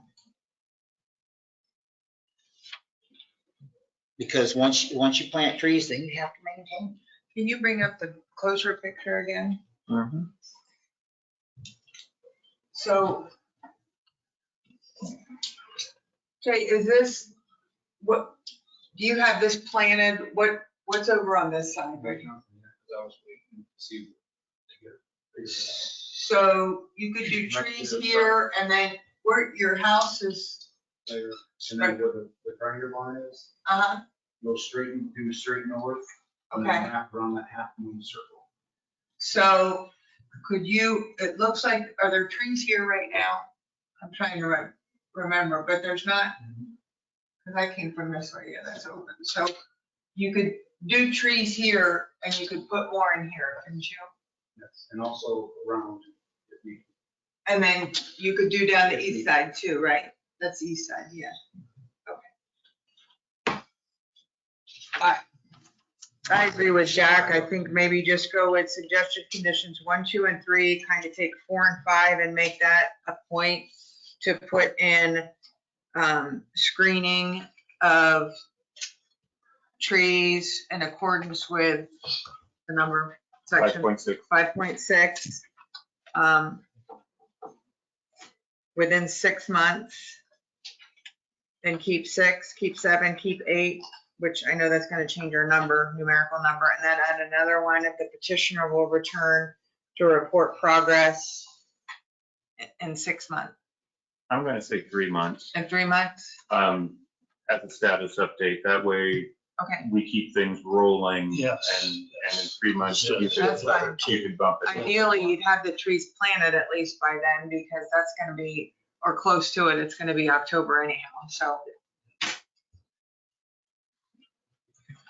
So you're leaving all 8 conditions in and adding the not 9, come report back in 3 months? No, we're going to have 1, 2, 3, 4, 5, 6, 7. There's going to be 8 conditions, because we're going to come 4 and 5, we're going to take out and make 1 about the screening with the trees. So 1, 2, and 3 will be the same. 4 would be petitioner will add appropriate screening in accordance with. For noise mitigation. For noise mitigation in accordance with 5.6 buffer yard standards. Okay. Within the next 6 months. So that would be number 4. Then number 5 will be the trucks not to use. Number 6 would be the use must have ongoing compliance. Number 7 would be, no, we can take number 7 out because we don't need any additional conditions. Number 7 then would be petitioner will return to report progress to the BZA in 3 months. Or if you wanted to specify, it would be the October meeting. Might be At the better to October state board that. meeting. Do you want me to make a motion and read this? I think you should leave 7 in there. I think that's right. Okay.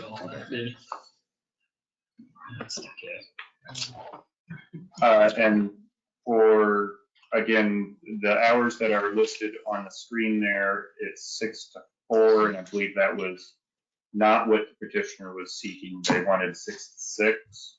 So want to verify between parties here what's stated for those hours. He's asking about hours of operation, 6 to 6 and 6 to noon on Saturday. I apologize, that was a typo on my. That's fine. Okay, 6 to 6. All right, I'll just go ahead and read it through. Do you want me to do that?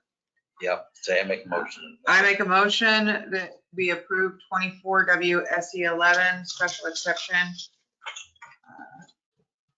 for Mr. Amos Yoder. J. Yoder? Yep. I don't like Amos. J. Amos J. Okay, Amos J. Yoder, with the following suggested conditions.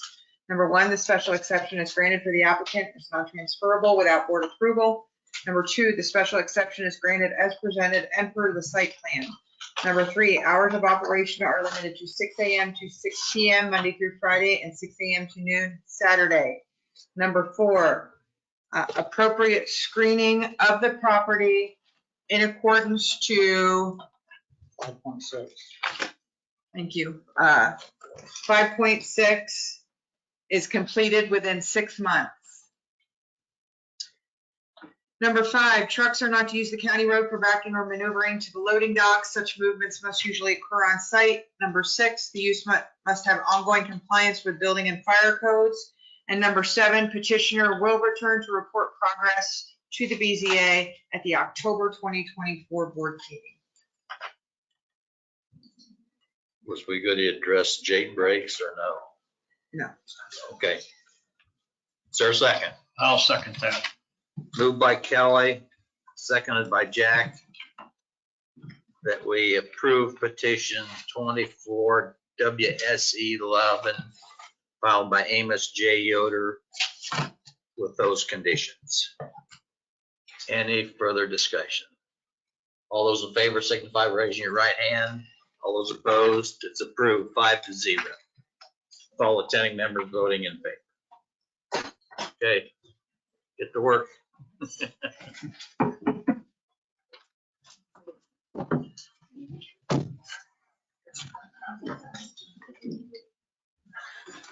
And we're gonna kill it here in 5 minutes before we have it. Wait, 7 o'clock. Yeah, for few. Okay, it's 11:07. Huh? It's 11:07. It's 11:07. Yeah. And we still have this other item of business, which I'd like to, I got slides, I'll present it, and we'll see where we stand. I'd like to say, we'll do this. We'll have no audience participation unless the board members request it. So this is the other item of business, enforcement process discussion regarding 24 WREZ 3. So to give you, you have a memo that was sent out earlier, and you've got hard copies, I believe, as well. Kind of gives you the background of what occurred, but for everybody's reference, 24 WREZ 3 was a rezoning request from AG Agricultural to PR Parks and Recreation to permit a commercial shooting range. You might recall that shooting ranges are not addressed in the zoning code currently. They were addressed in the pre-2006 zoning code. That's a whole nother story. The BZA and staff back in April and May, we had a discussion, you might recall, about how to deal with shooting ranges since they aren't stated in the zoning code. And the determination was that the petitioner seek rezoning to the Parks and Rec based upon the most comparable land uses. Shooting ranges seem to be most comparable to those uses in PR. Plan Commission at their June meeting forwarded an unfavorable recommendation to the commissioners for that rezoning to Parks and Rec. Basically, they preferred not to add an area of Parks and Rec within what is an overall ag area, a zoned ag area. And they suggested that shooting ranges could or should be added into the AG district or otherwise dealt with the code. They recognized that code should deal with it, and they didn't feel that Parks and Rec really was the best way of doing it because it added a zoning district, and you could call it spot zoning and so on, but anyway. The commissioners following that recommendation turned down the rezoning. Their rationale being similar, that shooting ranges should be dealt with in the AG district. However, and this is where some of this discussion needs to start, commissioners in the same motion gave the directive to the Planning Commission to begin text amendments to address shooting ranges. So zoning code text amendments to deal with shooting ranges. Again, I believe it was one motion, if not, it was at the exact same time. So immediately following or even at the same time. So at this point, the current status for this shooting range is that it is an unpermitted use because the zoning was denied, the rezoning was denied. So that's very clear, it is unpermitted. However, staff have not pursued strict enforcement of it being an unpermitted use because of that directive to create a path to compliance in the code, because commissioners said we need to create a way that shooting ranges can be allowed. We haven't said you need to shut down because this is an unpermitted use or otherwise pursued enforcement. In case you're wondering, my estimated time for this code change to go through the writing process and be adopted is, it could be as quick as a month and a half out or so, but more likely about 3 months to 5 months, just depends on how everything lines up and how much input we have and so on. So we're looking at around the end of the year, give or take, for the code change to occur, assuming it does get adopted. So that's the current status. Last week, the Planning Commission, in setting up this code development committee that I requested, said, hey, where do we stand with this shooting range? Which I just told them what I just told you. We're kind of holding off on enforcement because we have a directive to deal with creating a path to compliance. And we've dealt with this before in somewhat similar cases. The Planning Commission made a motion, which was seconded and unanimously adopted, requesting that the BZA pursue a cease and desist against the shooting range as an unpermitted use, as a standard rezoning denial. So if there wasn't a directive to make changes, it was just denied, we would be seeking a shutdown or otherwise discontinue the use, however you want to say it. I hate saying these cease and desist, discontinue the use might be a bit more appropriate. So the Planning Commission sent that request to you guys because you are the ultimate enforcement agency, and then we are the day-to-day enforcement. So staff is day-to-day enforcement. If that is done, then the use could resume upon adoption of whatever code amendments occur, whenever they occur, if they occur, and then assuming they follow through whatever the code requires at that point, be it special exception or rezoning or whatever, if they're approved that way, then the use could resume. So this is to you now. And your charge is give us directive. How do you want to deal with this enforcement action? What is the appropriate enforcement action? How quickly, how vigorous, how, I don't know what other terms I could throw out here. how do you want us to deal with it? The code says that it's not a permitted use and it has notice in here, got to give them 10 days notice and so on and so on still. Do we follow the code to the absolute minimum timelines? Do we give them some allowance? Do we, again, this is your choice on how you want to pursue enforcement here. The Plan Commission, particularly the president, did give a lot of concern about public safety, being that it is a shooting range. There were a lot of issues about public safety being talked about at the Plan Commission meeting. If you feel that that's something that you want to weigh in with, that's great. I think that this is more of a process and procedure question, given the particulars of the different directives and where we stand in code amendments and so on. But again, if you want to think public safety or other aspects, by all means do so.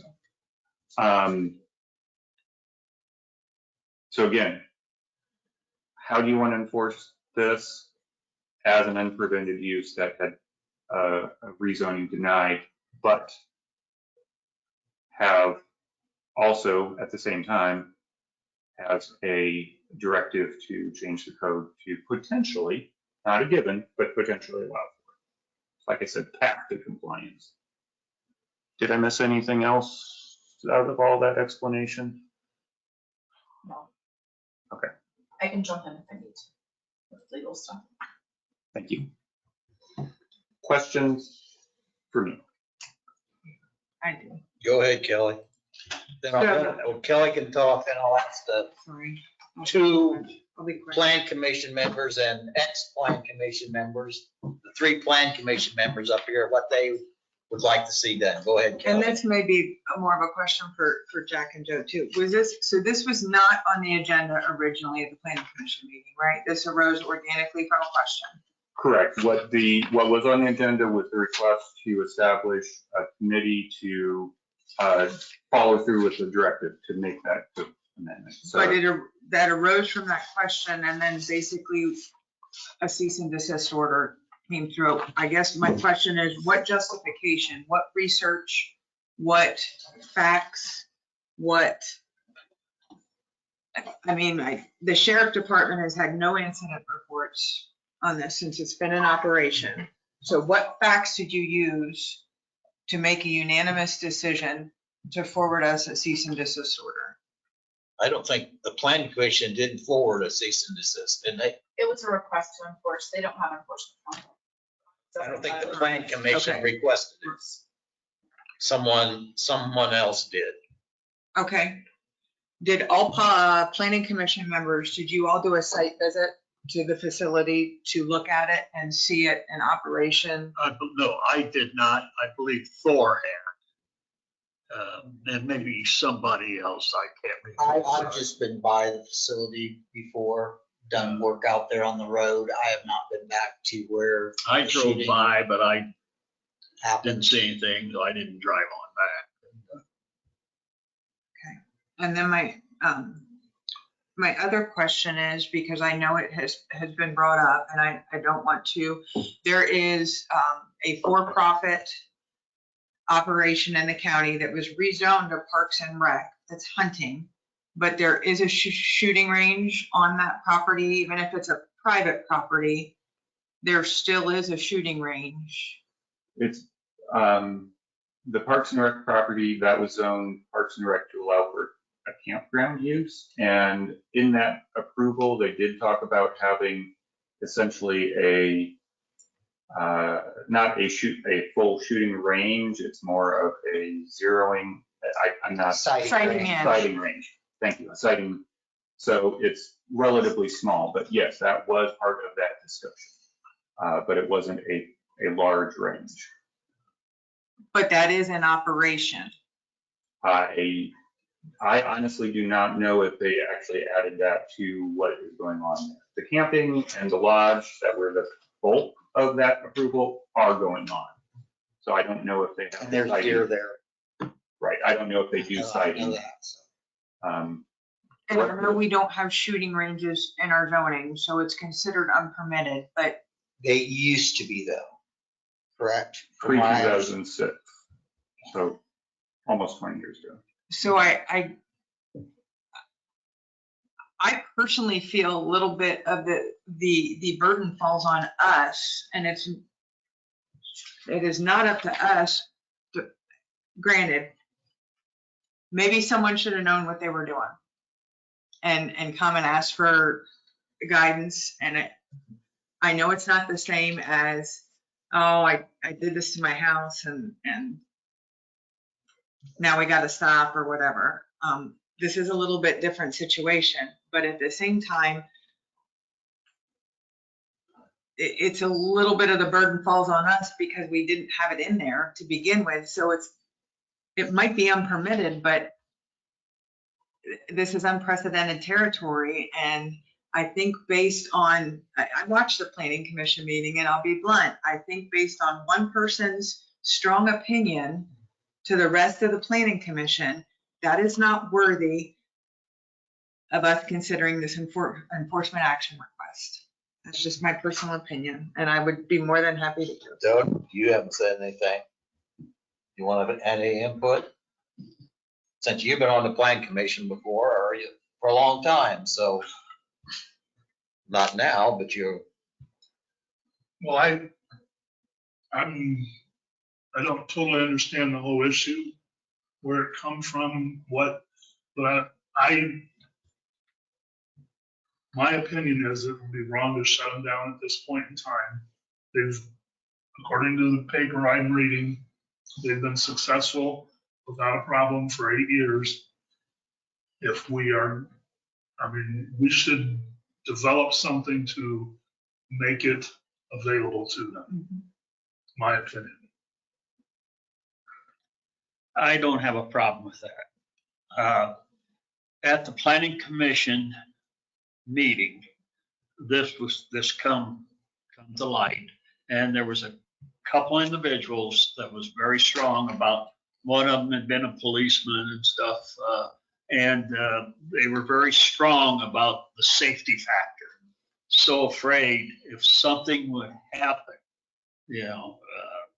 they really pushed that side of it, and I agreed with that. I agreed with that because the buffering and the mounds and not having that type of protection at that point. But again, I felt that maybe that was a little strong at that point because I agree with you. Part of the problem, I think, falls right back with the planning commission and us not having the proper zoning and some of it falls on not coming from at first before starting this, getting approval. And that was another thing that was brought up that they were pretty strong on. And but yeah, I thought it was a little extreme, but I agreed with it. What do you think, Joe? You were there, and I see it basically the same way as you. Yeah. There's several things I think they could do in the time that if we say we're going to allow them to go forward, we're going to go forward with that they could put in place to help remedy some situations. I think, and that, just my personal view, I think by being on the planning commission and being on the BZA, I think one option we might have is, and I don't know if it's possible, to do a 30-day review. Continue the business, the shooting range, allowing them to operate on like a 30-day run until we start getting our act together a little better. I don't know. Is that possible? What's going to happen though in 30 days? Yeah. Well, that's my concern too. Yeah. And just from like a safety standpoint and how zoning works with other laws, there's still other liabilities. So on a public safety side, I mean, if they're doing something negligent or if somebody is doing something, and I'm not accusing you of doing it, I'm just to inform the board. Just because there's no zoning restrictions or no enforcement doesn't mean that they don't face other legal, that there's not other legal remedies for negligence or either on their end or from other people using. So there's still criminal and civil protections there for users of the range or people who might be injured for public safety issues. So this isn't like the be all end all legal remedies. I think the reason to come before the BZA is because we're the only ones that can do enforcement. Is that correct? That's why it's before us. What action do you want us to take? Do we have to vote? Do nothing? You want a motion or by us deciding maybe to do nothing? That's, Nathan, when have you had a meeting set up with the committee that was selected? I haven't yet. Okay. So I didn't know the time frame. Yeah. Time frame we're looking at. Yeah, I hope to have 2 info meetings with them prior to the next plan commission meeting. So. Because I think we certainly want to work with the people, and do what's right for them and what's right for our county. And I think it's important too to consider that, especially with the BZA precedence is important. So how you treat not just this business, but other businesses that are similarly situated when they come before you. So they may not be in compliance, full compliance, but typically you've allowed them to come before you or the plan commission, get into compliance, and then have enforcement. What I think I heard you say, if we allow them to continue, they hold the liability factor. Right, there's other protections for people. Yeah, that's where I'm going with that. Yeah. Okay. So if someone were to get injured at their facility, they or whoever was at fault could still have legal consequences because of that. Yeah. Okay. so what action, Liz, do we need to take to satisfy you? Do we need to vote? Yeah, I mean, I think you need to. Pardon? Nathan, what do you think? Take a vote on whether they want to do enforcement action? Because the plan commission gave them a request by a formal motion, and because the code states that this is unpermitted and there's enforcement process, I think I do feel like you need a motion. You need to have a motion and a vote on what you're. And a vote. And Danny, you had kind of suggested take no action.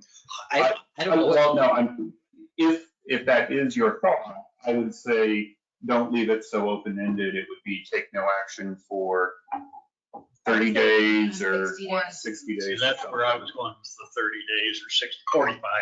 Right. Rather than just saying they're fine. Yeah. Don't worry about it. I mean, you're not going to get an ordinance in 30 days. Right. So I I say, keep bringing them back. Make it 90 days or something that. Yeah. Make it 6 months or something. Make it the first of the year. What that is up to you 5. Could we I will say follow what you say. we don't take, could we say, in terms of a motion, I move that we do not take any enforcement action until recommendations from the committee. Yeah. I don't have been provided in terms of, I would give it a date certain. That way, no matter what happens with the plan commission and their ordinance. I say that. You can make a decision based on what they do, because they may not have an ordinance done, it may be worded differently, there may be a rezoning, they may not need to rezone. It may just come before you, just say 60 or 90 days. Due to lack of Review it in 90 days. See where they're at on the update on the plan. Okay, so kind of similar to what we just dealt with Yoders in 60 or 90 days, whatever you decide. Hold off on enforcement until that point, and staff brings you back an update of where we stand, both in terms of the use itself and in code amendment. 90? That's fine with me.